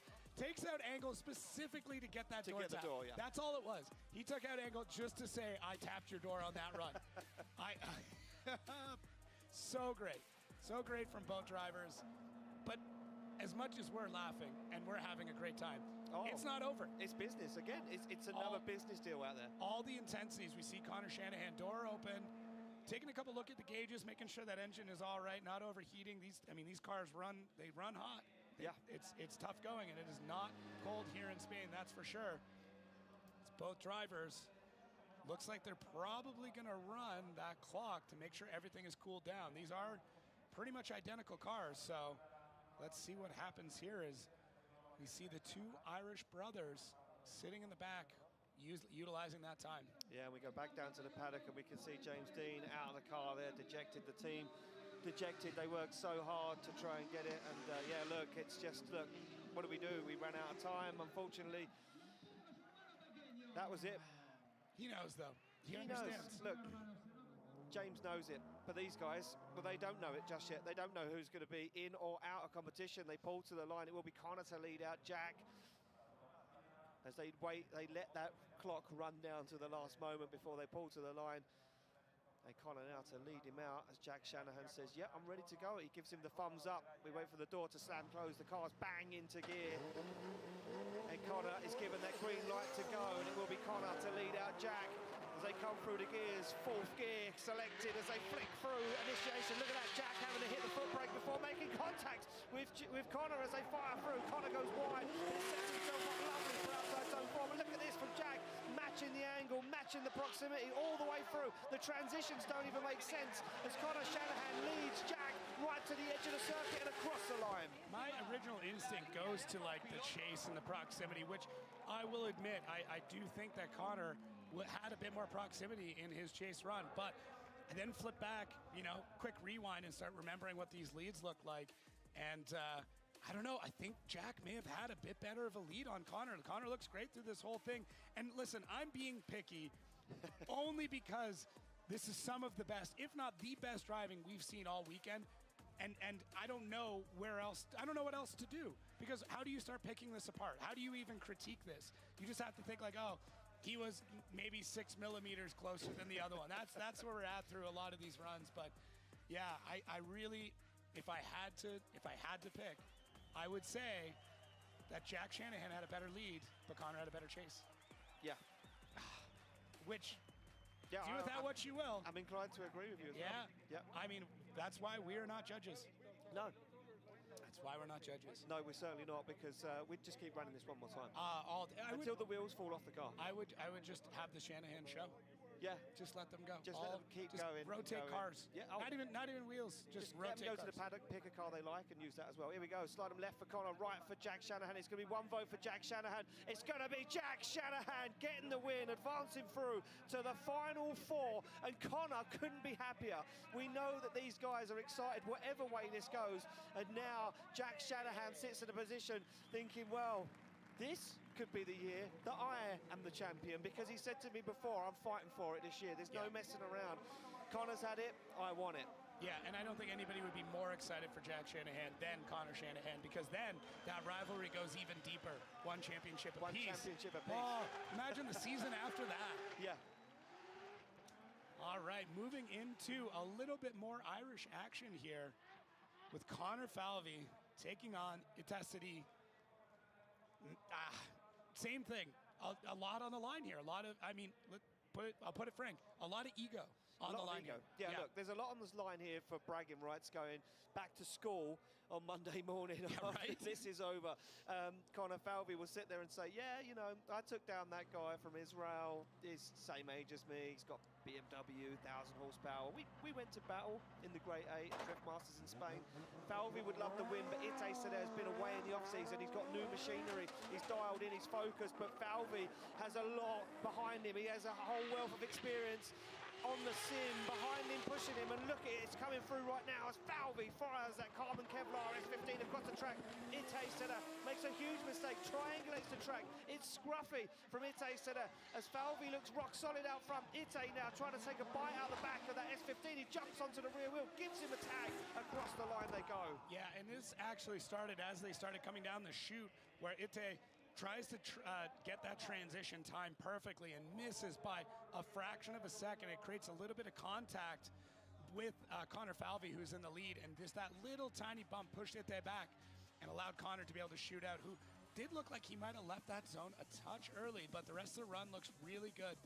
And just the nerves of both of these drivers as they come through, knowing everything's at stake and everything's online. They're battling really now to get into a podium place. So there's a lot of stress when it comes to these battles, but Ite, great job in not panicking, not freaking out, and making the correct moves to get in.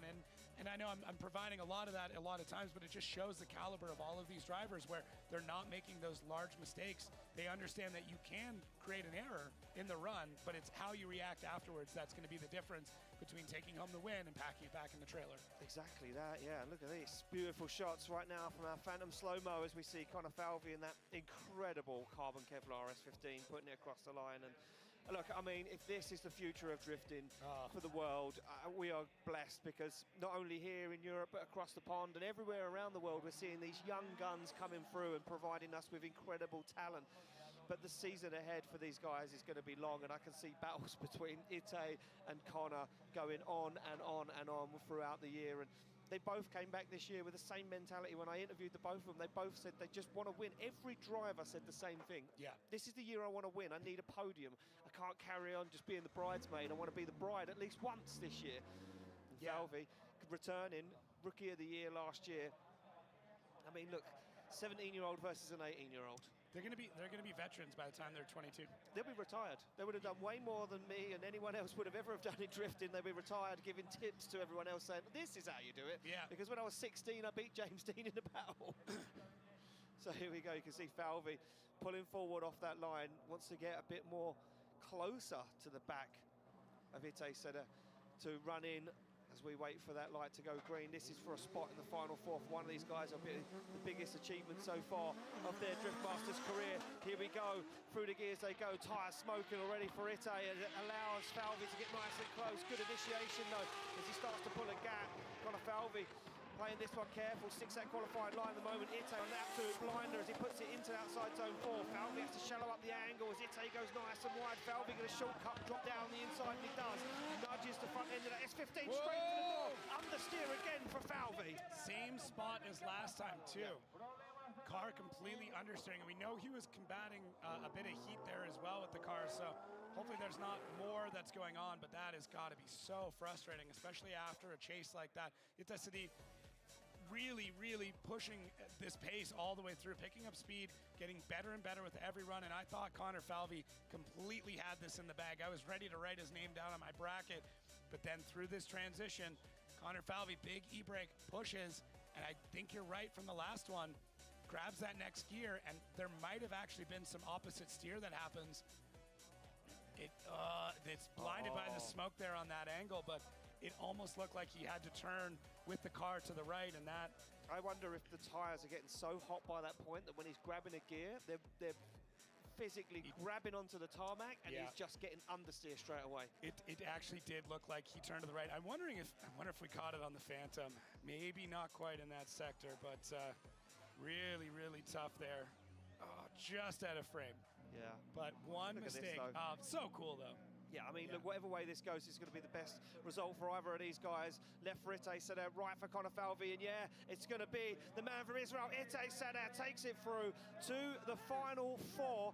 He is absolutely over the moon, but we must say congratulations to Connor Falvey, the Rookie of the Year last year, getting this far in competition, and just that understeer causing that problem. I guess you could almost say it was an opposite drift at that point because the front wheels turned the opposite direction. Look, it's one of those things, you don't know it's going to do it till it does it, and unfortunately it bit Connor Falvey again this weekend. Well, it's not like these drivers are going out and testing between battles or anything. They come back out cold. They hope that they fix the issue. There's not a real good way to test it, and they got to come back out and hope it doesn't happen again. So we move into our next battle of Juha Rintanen and Kevin Passeur. Both drivers having some mistakes in their previous battles need to be perfect here in order to move on to our final four. Yeah, certainly so. Look at this. That ritual I'm talking about. Yeah. Rintanen does it every single time.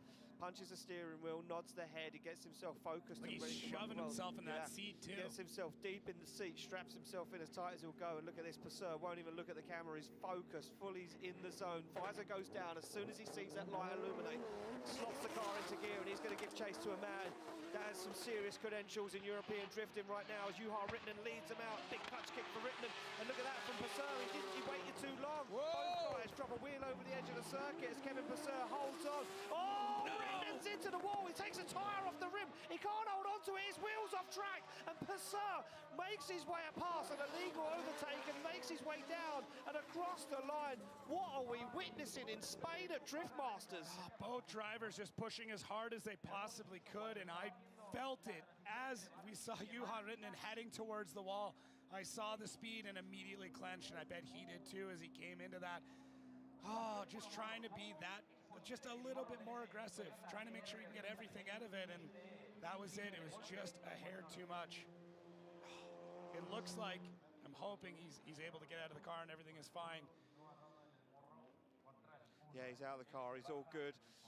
Quite low speed there when he stopped the car. And look at that, Kevin Passeur straight there to say, are you okay? Is everything all good? And Rintanen shakes his hand and says, look, it happens. We're at that point now in the game where unless you're pushing 110%, you aren't going to get to the finals. You're not going to make it to the final four.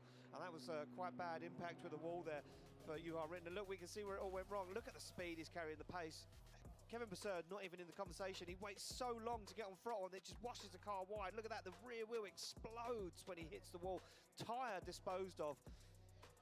Yeah, just even that coming off the track before boom, he gets there. Look at that. Yeah, it was set up long before he ever hit the wall, and that's the hardest part with it. Yeah. Tipping off a wheel off the track like that, getting back on, the car grips up, shoots, you pick up a few more kilometers per hour, and really 1 more kilometer per hour than what you're used to is the difference between filling that zone perfectly and what we see here. Oh, thankfully it was just that wheel. It didn't snap back around. He was able to drive through it, but Look at that, the Phantom catches the tyre. The tyre's like, I'm out of here. Yeah. I'm back off to Finland. I've had enough of this. The weekend's over. Yep, time's up. Look at that rear wheel, absolutely battered as it still remains to spin. Nothing left of the outer rim of Juha Rintanen's rear wheel. Tough go. Wow, look at that shot. Could barely slow it down. And yeah, I think Rintanen was like, I don't want to hit this wall. I've just hit the other one. Yeah, I mean, I didn't think anybody would get over that far, but Juha Rintanen, I mean, he proved you wrong. Impressing us once again. Yeah, he was like, you don't think, no? You don't think so? Watch this. Watch me. Yeah, quite the hit going in there, but best possible circumstance when it comes to an impact like that. Just one wheel, hopefully not a ton of work to do in the corner of that car, and able to not just walk, but prance away as he went up to Kevin Passeur and gave him congratulations. We see our track staff now rigging this up. This crane is great. Yeah. It is the way to go. Oh, yeah. Yeah. It's the quickest, most efficient way to get the cars off the track. Yeah. I'd love to get one for home just to move things around. I don't know what I need to move, but I'll find stuff. It's one of those, once you have a hammer, everything turns into a nail, right? Yeah. Once you got that tool, it's like buying a leaf blower. Do you own a leaf blower? No, I don't. You should, because you will find reasons to use it every day. Well, there we go. Juha Rintanen watches his pride and joy get craned off the circuit, and yeah, that means that will be the end of the weekend. Kevin Passeur, well, again, won't need to do a buy run because he's already shown the car works, and yeah, there we go. Kevin Passeur's told to spin that car around, get back, and get yourself prepared for the final 4 battles, as we need to make that official between Juha Rintanen and Kevin Passeur. Our track team down there, been busy this weekend. Track team, incredibly busy. There we go, we make it official. All judges in favour of Kevin Passeur, of course, because Juha Rintanen forced his own error, knocked himself off track. Kevin Passeur, well, again, another driver that told me this was going to be the weekend, and so far looks like it is going to be the weekend. Yeah, I mean, we'll see if he keeps, you know, running and able to keep things tidy and just having people making mistakes and he's staying steady, then that could be it for him. That could be the way it gets through. I think the thing that's going to come into it for me, for Kevin Passeur, is making sure he gets that initiation dialed, because he kind of does something strange every time, which lets him lose a lot of ground in the chase position. I think once he cleans that up, he's going to be looking real good. But we're getting a bit late in the day now for that, as we see that Toyota GR86 getting craned up in the air. Yeah, and Passeur's going to be taking on Itasidi.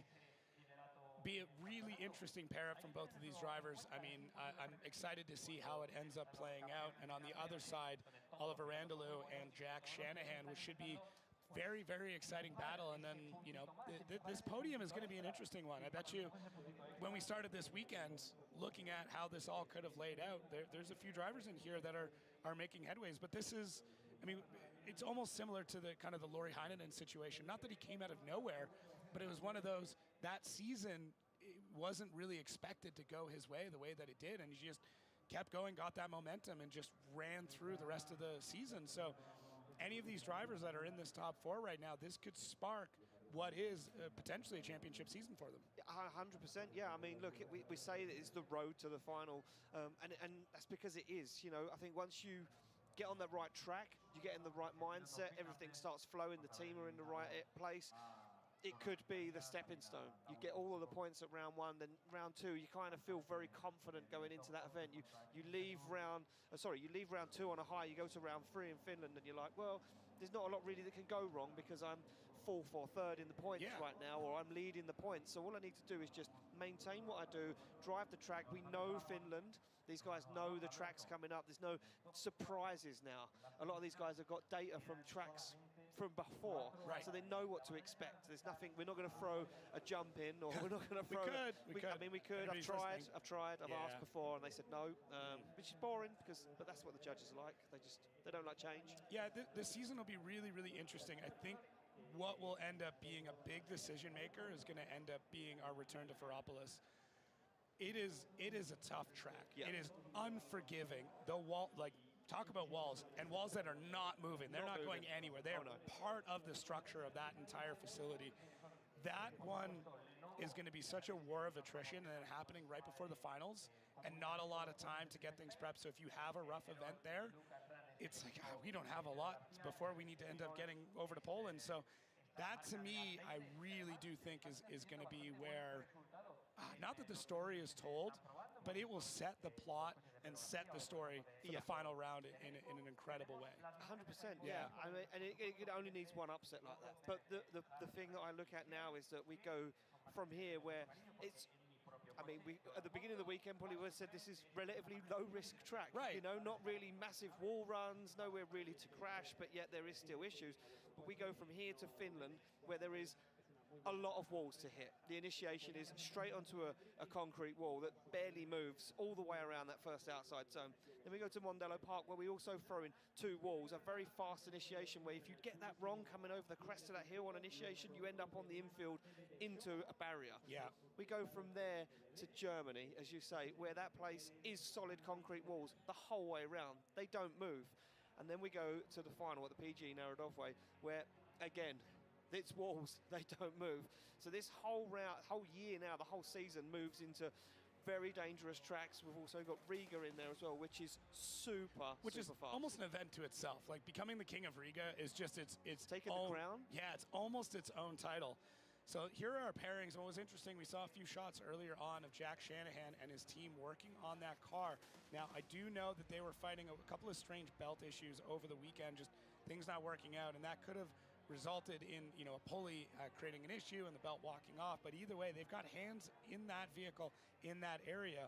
And I'm also getting some reports that Oliver Randalou is already there. So we get into that clock situation again. Hey, 2 minutes. And you don't want to mess with Oliver Randalou, because if he's on the line, he's going to tell the marshal, and he's gone. Yeah. He's gone. Like, and look, you play by the rules at the end of the day. Oliver Randalou, very clever guy. He knows the rules. And he's going to say to you, look, if you're not here, I'm going. Yeah, that's it. I was ready. You were not. You know, That's just how it is. But thankfully, we do see Jack Shanahan making his way out there for that nice little drive out to the start line. Yeah, that start straight right alongside the motorway here. Well, here it is. The top 4 is about to kick off. We are ready to rock and roll. Who's going to make it to the finals? There's only one way to find out, and that's to get into our top 4.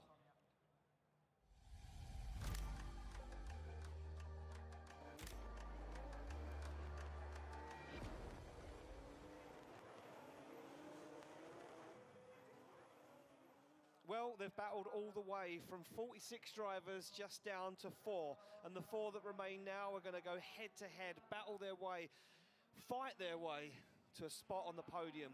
Who will take it through to the finals? We're about to find out. It's going to be Oliver Randalou to take on Jack Shanahan for a spot in the finals. I know. I can't believe we're already here. Already? Yeah, we're not in the finals. We're in the pre-final finals.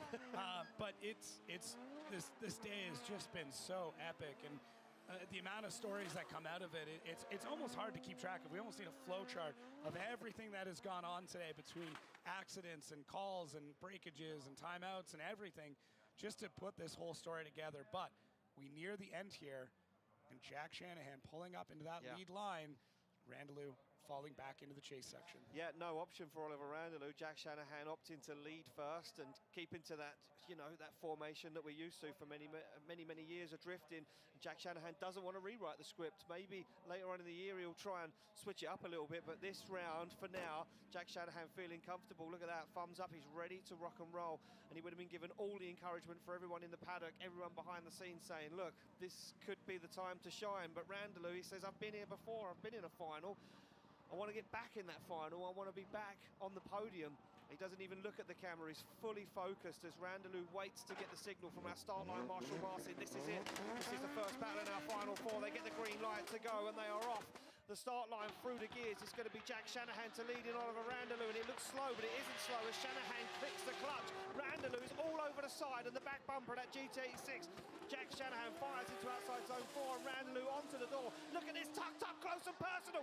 Randalou is not messing around. Here is Spain. How did he even do that? It didn't even make sense. Randalou is a man possessed right now. Wow, the amount of confidence to be able to do that. I mean, Jack led that so well, but Randalou just took advantage of the entire thing. I mean, at the run-up, you could already tell that Randalou was here to party.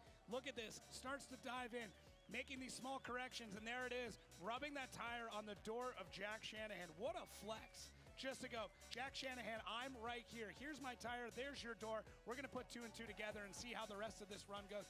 Pushing Jack Shanahan around a course is not something anyone should take lightly, or that transition. Wow, Randalou, I don't know where you got that confidence We have seen nobody all weekend do that transition. No. Nobody has done that. Look. Nobody's had the insight, the brain, the mindlessness to do that transition, because he literally went door to door in a very fast technical part of the circuit where if you make an inch wrong of an error, it's all over for both of you. Yeah, at some point it's no longer intelligent to play that type of game, but that is how you win. You have to take rationality and throw it out the door and just do what you feel is right. And holy Randalou, that was nuts.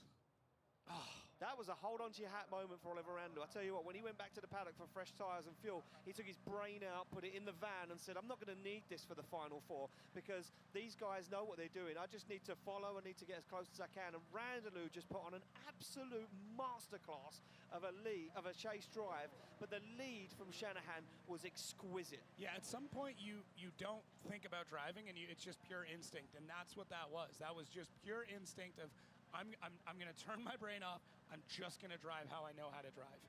Well, there we go. It's time to switch them around. Shanahan would have been given all the notes from the spotters to say, look, you need to go above and beyond right now. As they come off the line, they get the green light. Randalou slams through the gears. Jack Shanahan now falls into the position, but Randalou is up and gone. Can Shanahan make up some lost ground here? He makes a dive, he fires it on big angle. He's coming in backwards to Randalou. That's insane from Jack Shanahan as Randalou glues it to the outside line. Now Jack Shanahan trying to repay the favour. As Randalou rolls on the angle, he goes for that inner and outer zone. And look at that, Shanahan pushing him across the line. Oh, man, what a great way to respond to a chase like that. Jack Shanahan knows it.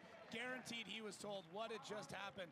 And then Jack Shanahan just absolutely throwing caution to the wind on this time. Look at more angle than Randalou. That is one way to slow things down. Randalou a little bit narrow through that section there, and Jack had to make the correction. But instead of doing it with an e-brake, instead of slowing the car down, he went, nah, I'm going to throw a backy just to show you I can do this run better than you can, but from the chase. And then Jack Shanahan here right at the very end, just getting that tire right next to the door. A little bit of an intimidation factor when they come across the line, but Jack Shanahan, who throws a backy to slow your car down in the chase and then pulls it off?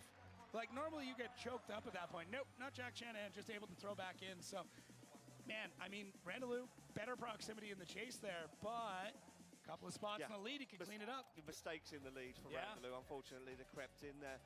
Oh, man, I tell you, these guys are possessed this weekend. Part of me wants to know what they're saying, but I think it's not PG, so we can't say it. Here we go. Who's it going to be? Oh, it's going to be a one more time. There's no messing around. The judges just look at me and go, oh, yeah, we're going to do that thing again. These two guys are going to go at it again. Jack Shanahan says, well, at least I know what I'm battling with right now. Yeah, and I don't think Jack's going to let him slide the same way again. I really don't. Maybe Jack swaps it around and takes the chase first on this next battle just to mess things up. I'm just putting it out there. You never know. Putting it out there. Wow. Well, I don't know how we're going to top that. But our next battle has got an opportunity with Kevin Passeur and Ita Sadi. Big shoes, big battle. Lots of pressure for both these drivers. Yeah, a lot of pressure for both these drivers. Ita said had never been in this position before. Kevin Passeur been in this position, knows what it feels like, and been in this position in Spain. So Spain is where he gets his luck. It's his lucky charm. But can it be his lucky charm this weekend? He's taking on a steely competitor in the young Ita said, what are they going to do as they pull to the line? As Kevin Passeur, the higher qualifier, decides to chase first. Ooh, and the plot thickens, Ian. This is where I knew this stuff would come into play. You're in the final four. You decide, oh hey, let's just throw everything out the window. You got to break their routine. We talk about them, having their warm-up routine, their routine in the car. You go into it thinking, okay, this is what he's always done. This is what he's going to do. That little moment of, I'm going to have to lead first. Oh, hang on, wait a minute. I was not ready for that. Even if they don't admit it, even if it's just a small little thing in the back of their head, it can make all the difference. Kevin Passeur, so excited to get out there, forgets to plug in his radio. Yeah, couldn't hear his team. Might have did that on purpose. We've seen that before. Yeah, don't need. Just unplug that. Don't need you. I don't need to talk to you for a minute. Well, look at this. Ita said has been asked a question here by Kevin Passeur. It's, you lead first. You show me what you got. Show your hand. Yeah, that's what he wants to know. Show your hand. Show your cards. Well, the cars slam into gear. They get the thumbs up from Marcin as the light goes green. It is go. This is for a spot in the final. Who is going to take it through? And these guys absolutely hammered down. Look at this. Kevin Passeur observing Ita today. Says, okay, so you're fast on initiation. He throws a wheel off circuit, though, does Kevin Passeur. And Ita today puts that car right to the edge of the track, right on the white line. Passeur now starting to gain some ground. Finds the side of that BMW 2 Series. They fire through. Big transition, big angle from both guys. But Passeur gets it wrong, collects the cone across the line. Yeah, Ita Sadi is picking up speed every single run, and you can see it in the movement of the car. I think he picked up a front wheel there through one of the transitioning sections, but Kevin Passeur, I mean, the beginning of his runs is where he's still struggling, but he makes it up. But that right there in the chase might have actually been a straighten from Kevin Passeur. Saw the judges pointing toward it as well, but Ita said it just calm and collected in here, but that car is wicked all the way up. The amount of speed he's able to get out of it as both of these cars transitioning and so aggressive through there, right there, as he gets a little bit off camber, is able to pick up that front wheel just a touch, and they come across the line. Man, wild set of runs here in our top four. Oh, look at that. Taking a cone for a spin. Just taking that cone for a spin. They're not cheap, Kevin, if you would return that back. See the butterfly, though. Oh, man, look at the highs. Butterfly. Crazy, right? Yeah, everything. Oh, look at that. As we see the Frenchman observing on. Yeah. Pulls a face like, Yeah, I mean, they know. And they also know how difficult this is. And listen, nobody is going to be more critical of you, other than the judges, than another driver. Yeah, true. They know. They know everything that's going in. They might be empathetic in some ways, but they also know. Both drivers here doing a little pirouette. So we swap them back around. Kevin Passert going to be taking the lead. Let's see if that choice to chase first plays into his hand. Yeah, as they pull to the line, silence falls on the circuit. I think everyone's holding their breath for this one as Kevin Passert sits in that lead position. Itay Sada sits in the chase. They're off the line, ready to rock and roll through the gears they go. As Itay Sada falls behind massively now as Kevin Passert puts foot to floor, starts to fire down through the circuit, gets that car set up lovely for outside zone 4. Itay now finds his way in to the door, into the pocket as Kevin Passert fires that car across the circuit down big angle once again, stands on the throttle, misses that inner clip, up the hill he goes, and Itay just about gets himself in the conversation. Yeah, Itay did a really good job there in the chase. I mean, not super active. I mean, listen, we're kind of jaded now by the door-to-door action that we saw earlier, but this is still a quality set of runs from both drivers with a few small mistakes that may be the difference maker when it comes to this run. Kevin Passert still struggling a little bit on that first part, but does a great job through the rest of the zone. And actually, the last inside clip is the only other spot where he could have cleaned things up. But I would have liked to have seen him a little bit closer through this, so we can see him pull the gap. And this part right here, Kevin Passert just maybe touching the edge of that. Yeah. But listen, where we're at, they want that front wheel all the way through every clip and every zone. So somebody is very happy about that run. Yeah, that's Itay's father, I do believe, down there. Spotting for him, yeah, and he'll be proud papa. Proud dad moment, that is. Well, who's going to take it through to the final? Will it be Kevin Passert? Will it be Itay Sada?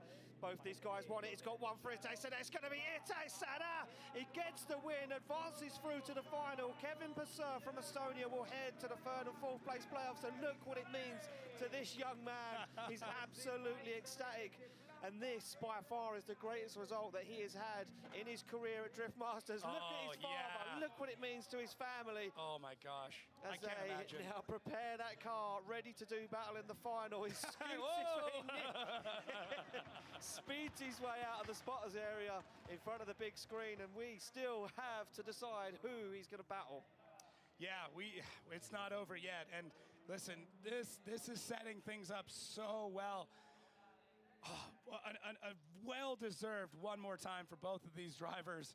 And I really don't know what's left to pull out of the bag at this point. I mean, you cover the door the entire run from start to finish? Maybe that's what it's going to take to move on here into the Final Four between these two drivers, because neither one is giving up anything at any point in time. Oliver Randalou, Jack Shanahan. Will we see Jack change things up? Will we see him move over to the chase or keep it where he's comfortable in the lead, kicking things off? Well, we're about to find out, because he's warming the tyres up and he's going to pull to the start line. Nope. No, he doesn't. He keeps it as he is. He pulls into that lead position. Jack not changing what he's used to. Jacob, that's just what he knows. Pattern. It's just pattern. Yeah. Yeah. I pull into this spot, I run my lead run, and then I door him the next one. Yeah. That's all it's going through. But Oliver Randalou says, okay, well, I'll just door you first, like I did last time. And there's a bit of an advantage. Randalou, I mean, he's got fresher tires in the chase. It's much easier to run a chase like that. So, but yeah, Jack, creature of habit. Yeah. Knows what he likes, sticks to what he knows. This is true. Very true. Exactly that. So there we go. They sit on the line ready to go. Randalou, I mean, I don't know what more Randalou could do in that chase, because it was phenomenal from where I was sitting, that's for sure. And I'm sure you guys watching online with us will agree. But the light goes green and they're through the gears. It will be Shanahan to lead out Randalou as they flick through the gears and flick the cars to angle. Look at this from Randalou. He's closer than he was before. Pushes Jack Shanahan as wide as he'll go to the edge of the circuit. They scrub the speed down into outside zone 4. Shanahan fulfills the outside zone, and Randalou's back there again. Will he try it? He certainly does. He drops down on the inside. Randalou more aggressive than he was before. Closer than he was before across the line. That was nuts. I mean, Randalou figured out, okay, I can get more proximity for a couple more seconds here or there, but Jack Shanahan going off track there, little worrisome, because I was seeing big chunks of rubber being kicked up all the way through that run, so we don't know who that's for or from, but Randalou, one tap right there as we push out nice and wide. Jack Shanahan still on it. And then Randalou here again dives in. Another tap just to be sure, coming through that inside clip. But wow, for both of these drivers, Jack Shanahan just absolutely crushing things in the lead, and Randalou in the chase, just punishing Jack Shanahan any moment he's got and just shoving that car around. So yeah, I was seeing big hunks of rubber flying up. I wasn't sure if that's what's been left on the track or that was fresh off one of these cars, but we will see. Oh, this is incredible. Intense. That's what Very it is. intense. Intense as these guys push their cars and themselves to the absolute limit of what is possible on this circuit. You can see them right the way down there on the back end of the circuit. Jack just letting that car cool down as Randalou will pull into that lead position and be on the radio. Look straight away to the spotter. Talk to me. Tell me where he was. Tell me what do I need to do. I can see the lead. I know how good it was because I was on his door. Yeah, I think if I was Jack Spotter right now, I'd be like, well, you're pretty much just going to have to push him around the entire track. Yeah, you must have felt him tapping the door. You need to do the same. For sure, for sure. And look, if there's anybody who can do it, it's going to be Jack Shanahan. Oh, for sure. Yeah, that man is possessed. When the time comes down, when he knows he has to drive like that, it is scary. As we can see the team looking on, getting ready for this epic battle. Fionn Roche down there with the spotter of the Shanahans and Ite Sadas father and spotter sit down there watching on the big screen as Shanahan pulls into the chase position. The thumbs go up either side, the door slams shut, the cars go into gear and they come off the line under the green light. It will be Randalou to lead out Jack Shanahan. Only one spot in the final away, so look at that, a strange initiation for Randalou. Massive understeer for Jack Shanahan. He has to shut it down as Randalou given the opportunity to drive away. I would love to know what happened to Jack Shanahan as they fire through. Randalou puts that car right where it needs to be, stands on the throttle, whatever on the foot brake, and gets it across the line. And you saw Randalou there as he gets across the line, looking back across to see. And yeah, I'm wondering if Jack ended up losing a tire. As we take a look around, Jack Shanahan, this is the main story here, goes to initiate and just nothing. So could be that belt issue that we saw earlier ended up being power steering, but I'm not sure. But the story right now, really, Randalou moving on. Wow. Yeah. Well, I mean, we assume so. The judges are still looking at the Here's a good point. Maybe I missed something. Hey, hey, it's calm yourself down. Yeah, calm down. Just excited. Yeah, I know. It's easy. It happens with drifting. It does. Yeah. We end up shouting and screaming and stuff happens. And it's a great sport. It's a great sport, right? Oh, it's so great. Would you do anything else? No. Right? No hesitation or anything. No hesitation. No. Well, there we go. They're out of the cars. A round of applause for both those guys. Love to find out what happened to Jack's car. He goes over to the front wheel, has a look, and I think he says, yeah, no, it wouldn't do it. Yeah, just that power steering, just understeer clean off the edge of the track. Unfortunately, nothing Jack could do. Stardom left for Jack, right for Oliver Randalou. Who's going to the final? Of course, it's going to be Oliver Randalou. Oliver Randalou gets the win, advances through to the final. Jack Shanahan will face off against Kevin Purser in the third and fourth place playoff. That is going to be interesting if they can get that car fixed. There's not a lot of time. Well, I mean, it's going to get hot and heavy. Things are getting quick out there. We've got two guys in the final, one who's never been there before, one who has been there before. Who is going to be the round one winner? I know who's going to find out all the information. Becky's down there on the ground. Oliver, an incredible run by you there. Going one more time with Jack. How was that for you? It's really hard. You know, I had a really rough start. I had Lauri Heinonen and I had James Dean. Okay, James Dean had unfortunate. With Jack Shanahan, they're one of the best in the game, so it's really hard, and I have to give all in. So it's now in the finals, I'm really happy. This must be the perfect start to your season here in Drift Masters. Yeah, definitely. Well, good luck in your final battle, and we'll see you very soon. Thank you. Thank you. Well, there you go. He's very happy. The best start he's ever had to a Drift Masters campaign for Oliver Randalou. And the Estonian fans wave the flag. They are very, very happy indeed. So there we go. That is our top four decided. We will take a look at how this is going to play out. As we say, Ite Sada yet to make it to a final, yet to make it this far in competition. That new car just proving that that is exactly what he needed. The equipment pushing him the whole way. Well, he's here now. He's here now and taking on one of, I mean, let's just say the best chaser we've seen all weekend. Oh, without doubt. Yeah. I mean, I have all the confidence in the world, and I mean, that's the finals, but we still have this playoff for third, which is a Jack Shanahan, who we already know having issues with that belt.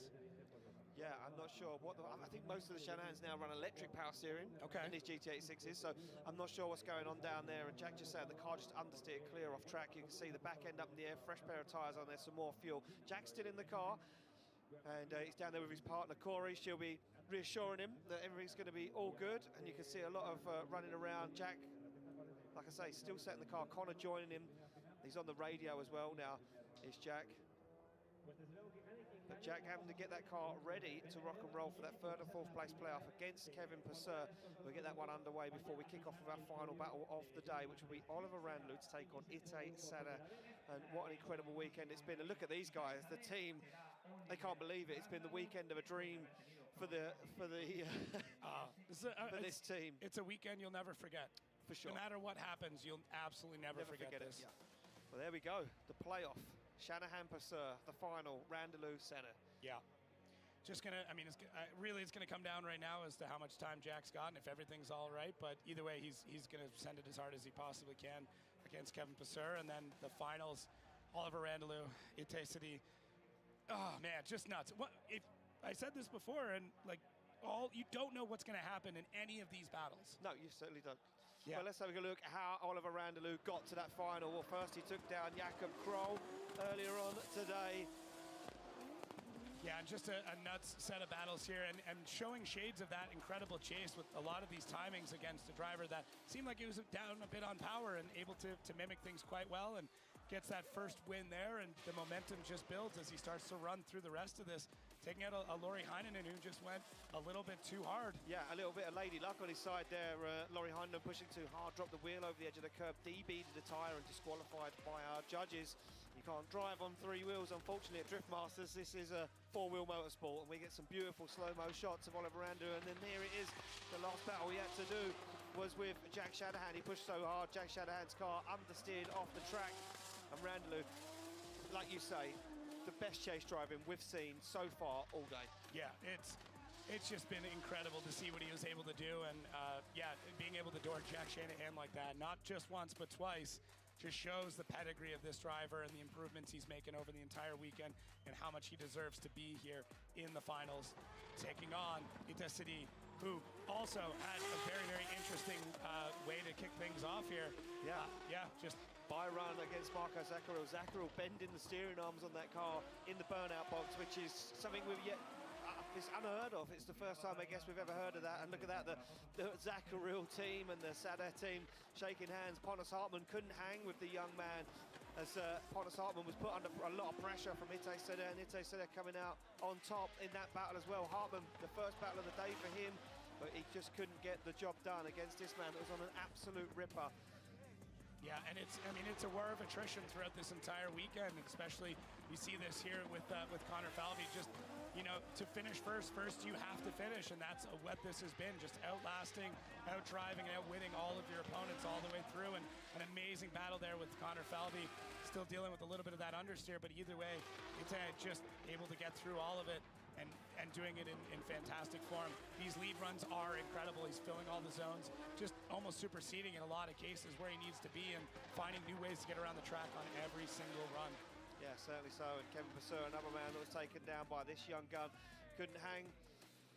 Well, look, the crowd are ready. These guys are certainly ready to see him in the final. But first, we have to get that third and fourth place playoff underway. It's going to be Jack Shanahan and Kevin Purser. It's time to head to our playoffs.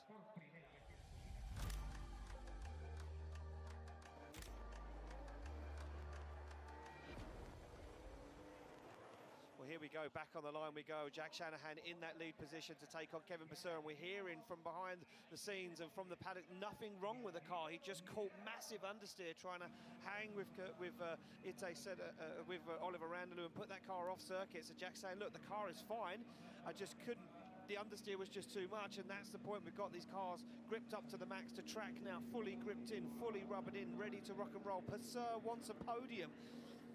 and the visor will slam shut on that carbon fibre helmet as Jack Shanahan slams the door of his GT86. The light goes green, and we are good to go for the playoffs here. Who will take third step on the podium as they slam through the gears? Shanahan flicks that car across the circuit, and look at this from from Passeur, much better as he puts himself into formation.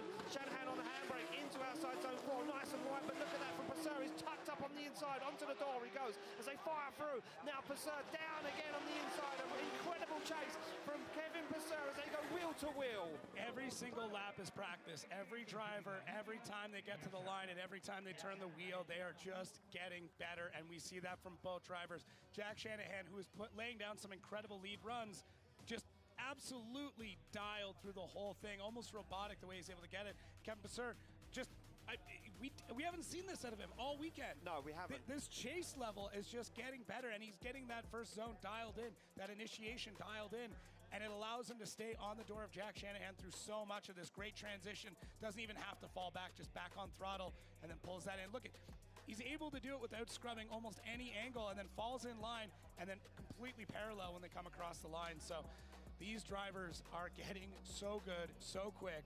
I wish this event could continue to go on because it would just be perfect tandem for the entire night. Yeah, it certainly would, and these guys would only get better and better, and they would go faster and faster, and these guys are pushing to the limit. And as you say, we haven't seen Kevin Passeur drive like that yet, but I wonder if these guys are now studying the broadcast. Are they studying what every other driver is doing? Are they watching what Oliver Randalou is doing? Because, as we said, by far one of the best chase drivers we've seen here at round 2. These guys, well, they're teaching themselves run on run.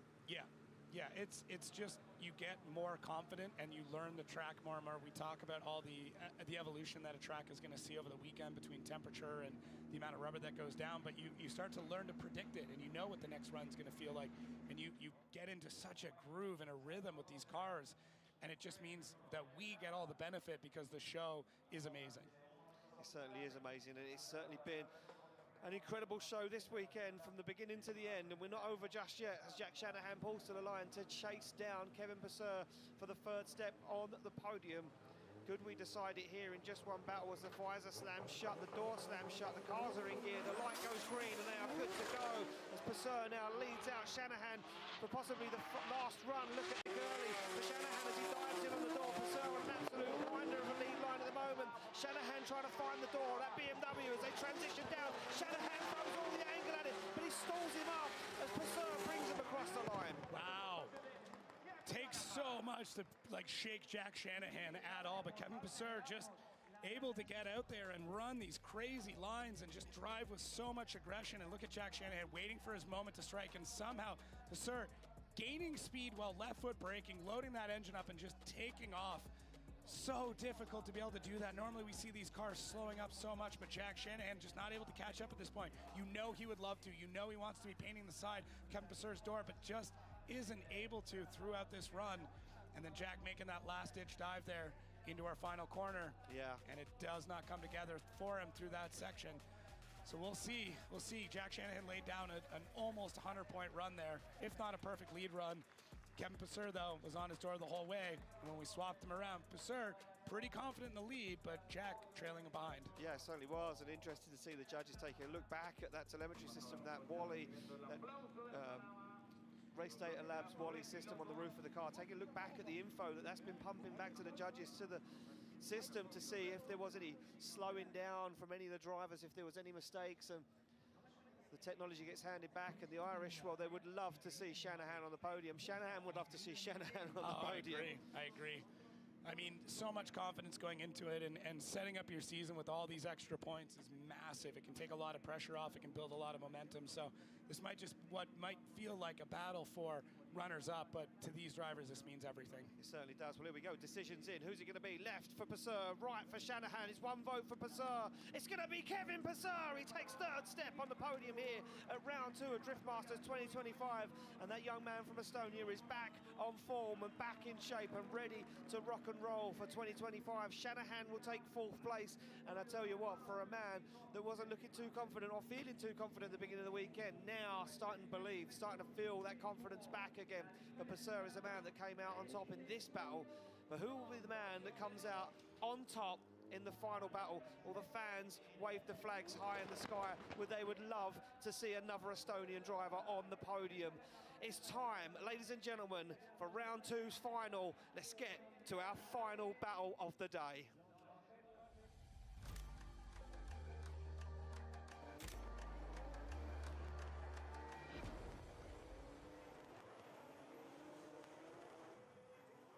This is it. This is what every moment of the day has been building up to. Two guys, two BMWs, two very different engine builds, but two same power.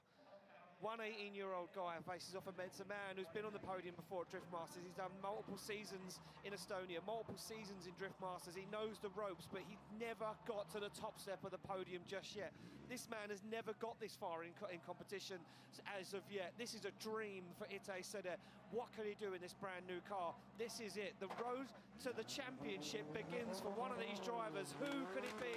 The light goes green. Ite starts to creep off the line already. Oliver Randalou slams through the gears as BMW goes against BMW. They fire in. Identical initiation. Randalou almost straight lines. There's that much grip in the car.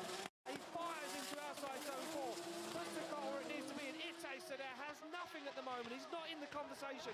Randalou is a man possessed as he puts that car right to the edge of the circuit from angle to angle. What a way to try and take home the win in your first run. I mean, Oliver Randalou crushing through that, just picking up speed, hucking angle, just trying to throw Ite off of his game in any way that he possibly can. The moment that light dropped, that was it. Oliver Randalou shot out of the gate, initiated super hard, and just went, I'm going to run my race right now.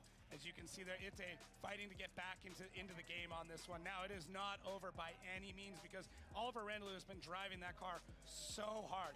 Now it becomes, are these vehicles able to hold up for one more pass? Are they going to be able to continue on? Is this it? Is this the final battle? We have no idea. We have no idea. Oh, man. I don't want it to be over. Well, we have to decide a winner, and we've still got one run to do with it yet. All I know is that Oliver Randalou, from the moment he stepped into that car to the moment that he just pulled off the line, he's been on form all weekend. Look, qualifying wasn't the greatest for Oliver Randalou. He qualified 9th. Look, he would have liked to have been higher up. He would like to have been top 5. I'm going to say now that if he would have put one of these lead lines down in his qualifying, he probably would have been way up there. But he just can't. He couldn't do it yesterday. The nerves were too much. Round 2 nerves settled in for him, but now he's blown off the cobwebs. He feels back at home in this BMW. The story could come alive for Randalou right now as he sits there feeling even more confident, knowing that Ite Seder wasn't on the door. He couldn't give him the chase. Ite Seder says, I still believe I can be there. I can still believe I can win a round of Drift Masters. Who will it be standing on the top step? Let's find out as they go through the gears. Randalou looks across to Ite Seder as they fire those cars in. Randalou now loses a little ground as Ite puts the car right to the edge of the circuit, but Randalou goes wide. Wheels over the edge of the circuit. He holds on to it. How did Oliver Randalou hold on to that run? He glues it to the side of Ite Seder's 2 Series BMW. They fire through that inner zone as Randalou takes another bite out of the back bumper. Wow. Unbelievable scene. What a crazy, crazy run there. Oliver Randalou harnesses all that aggression, but it almost went too far. It almost ruined the entire weekend for him, but Ite did not flinch, knew what he was up against, fired into that run, all the confidence in the world, and driving like he was twice his age out in the lead there. Look at the speed of these drivers. It is insane how much confidence you need to have to huck it right at that wall at a full clip as both drivers parallel as they come through that zone.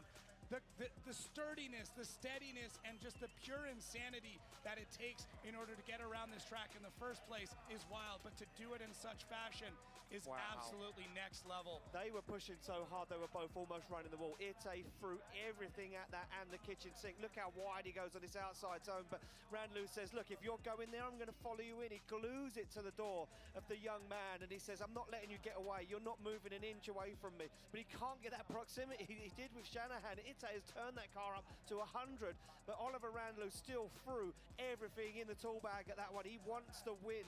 Look how dialed he is inside the car. Unbelievable. Just nuts. This is when you need to pull out all the stops, and that's what we saw from both drivers there. Literally almost completely demoing both cars. just to get the win here in Spain. That's what you need to do. We've talked about it before. You have to be ready to build a new car in order to win. And both these drivers came very close to having to do that. Well, here we go. They're on track, arm in arm, because for both of these guys, it's a dream come true. But who will be the round 2 winner? Slide them left for Randalou, right for Sada. It's going to be the man from Estonia. Oliver Randalou does it. He wins his first ever round of Drift Masters and takes the top step on the podium. He's elated. He jumps onto the roof of the car. Years of hard work, struggle and pain come to this moment as Oliver Randalou finally does it. The emotions burst out of him, and that to any driver means the world. Oliver Randalou wins round 2 of Drift Masters here in Spain 2025. Itay Sada, he did everything he could, but Randalou was the man this weekend to get the job done. Jacob, you run to the podium, you're going to see some champagne spray, and I'm going to finish out the show here. Wow, what a weekend. What a show, and the Estonian flags fly high in the sky, and those guys are absolutely over the moon with the result, as I suppose most people are. Look at the team down there. They congratulate each other, but Oliver Randalou's team stand there. They can't believe it. What a dream weekend for these guys. They've worked so hard to get to where they are now. A brand new build just last year, and this year is paying off. Becky's with the winner. Wow, wow, wow. Oliver Randalou, congratulations on being the winner of round 2 of the Drift Masters Championship. Your very first win. Can you tell me what's going through your mind right now? I'm not sure if I can tell. It's been a dream of mine, you know. I've been on a second place, but not first, so I'm getting a little bit emotional. This car, I mean, a new build for last year. You come here, it's absolutely on rails. Can you tell us a little bit about what you did to make it so good this weekend? We upgraded this season to 3-way BC racing coilovers, and we are so fast. So that's definitely one of the key points. You were extremely fast. The chase driving was incredible. Have you been doing some more training in the off-season to get to this point? Yeah, I'm doing sim racing at home, and also off-season we have winter, so we go ice tracks. Have you anything to say to your Estonian fans out there? We've got so many flags flying high on the bank here. Yeah, that's unbelievable. There's so many Estonians here, so it's really great to be here, like to be on the podium with all those Estonian fans. Well, there's a big family of people here supporting you. Congratulations, your first ever win at Drift Masters. This is brilliant. Thank you really much. Guys, an emotional Oliver Randalou. What an incredible run. Guys, back to you. Thank you, Becky. Yeah, and an emotional Oliver Randalou. As he says, he took second place in Mondello Park a few years ago, but now he manages to top the step on the podium. There we go. Oliver Randalou takes the most amount of points, 100 points away from round 1. Itay Sada comes in second place. Kevin Purser will round out the podium in third, and there we go. We see our big contenders in there. Shanahan, Dean, Shanahan, Falvey, Rittenham. It's going to be unbelievable. 4 Irish, 2 Estonians, a Finnish driver. This year is going to be crazy if that's anything to go by. And look at that, rounding out these drivers. Pontus Hartman in the mix. Laurie Heinonen still in the fight, though, rounding out the top 10. A lot tired in 11th place there. As we move through, we can see now the points starting to drop away. Bagsy grabbing 16 points from this weekend. Zalewski grabbing 16 points as well. And Vychek up there with 27 after that incredible qualifying session yesterday. Well, there we go. That is round 2 of Drift Masters 2025 in the history books, and this is how it was done. The final battle of the day. Oliver Randalou was the man to beat, the man that had the focus this weekend. He had a mission, and that mission was completed, and that was to finally get a top step on the podium at Drift Masters, a dream of many, many drivers, and this is how he did it. Incredible final battle with Itay Sada, who he asked the question, you lead first and I'll chase you down, and it worked in his favour as Oliver Randalou stuck it to the door of that young man from Israel. And look at this. This is what it meant to Oliver Randalou as he celebrated in front of a lot of Estonian fans here in Spain. He throws a hand in the air as the Spanish flag flies. Well, here we go. That is it. Madrid, Spain done. Oliver Randalou is your winner. We go to round 3 next, June the 6th and 7th, and we go to Finland, to the Power Park. That's right, the theme park where we put these drivers on a custom-built circuit in front of a grandstand sold out. It is a spectacle, it's something to be seen, and there we go. Exclusively live on Red Bull TV, we will see these guys go door to door on a concrete walled circuit where the madness unfolds in this theme park. Yep, it doesn't make sense. It will never ever make sense. And the Power Park always gives us some stories. Will we see some big contenders back like Dwayne McKeever? Will we see James Dean iron out the kinks in that Mustang? Who will we see take the top step on that? Last year it was Laurie Heinonen. Can he do it again in his home event? Well, from me, from Jacob, from Becky on the ground, from everybody here at Red Bull TV and Drift Masters 2025, we will see you in Finland. Thank you for joining the show. We'll see you very, very soon.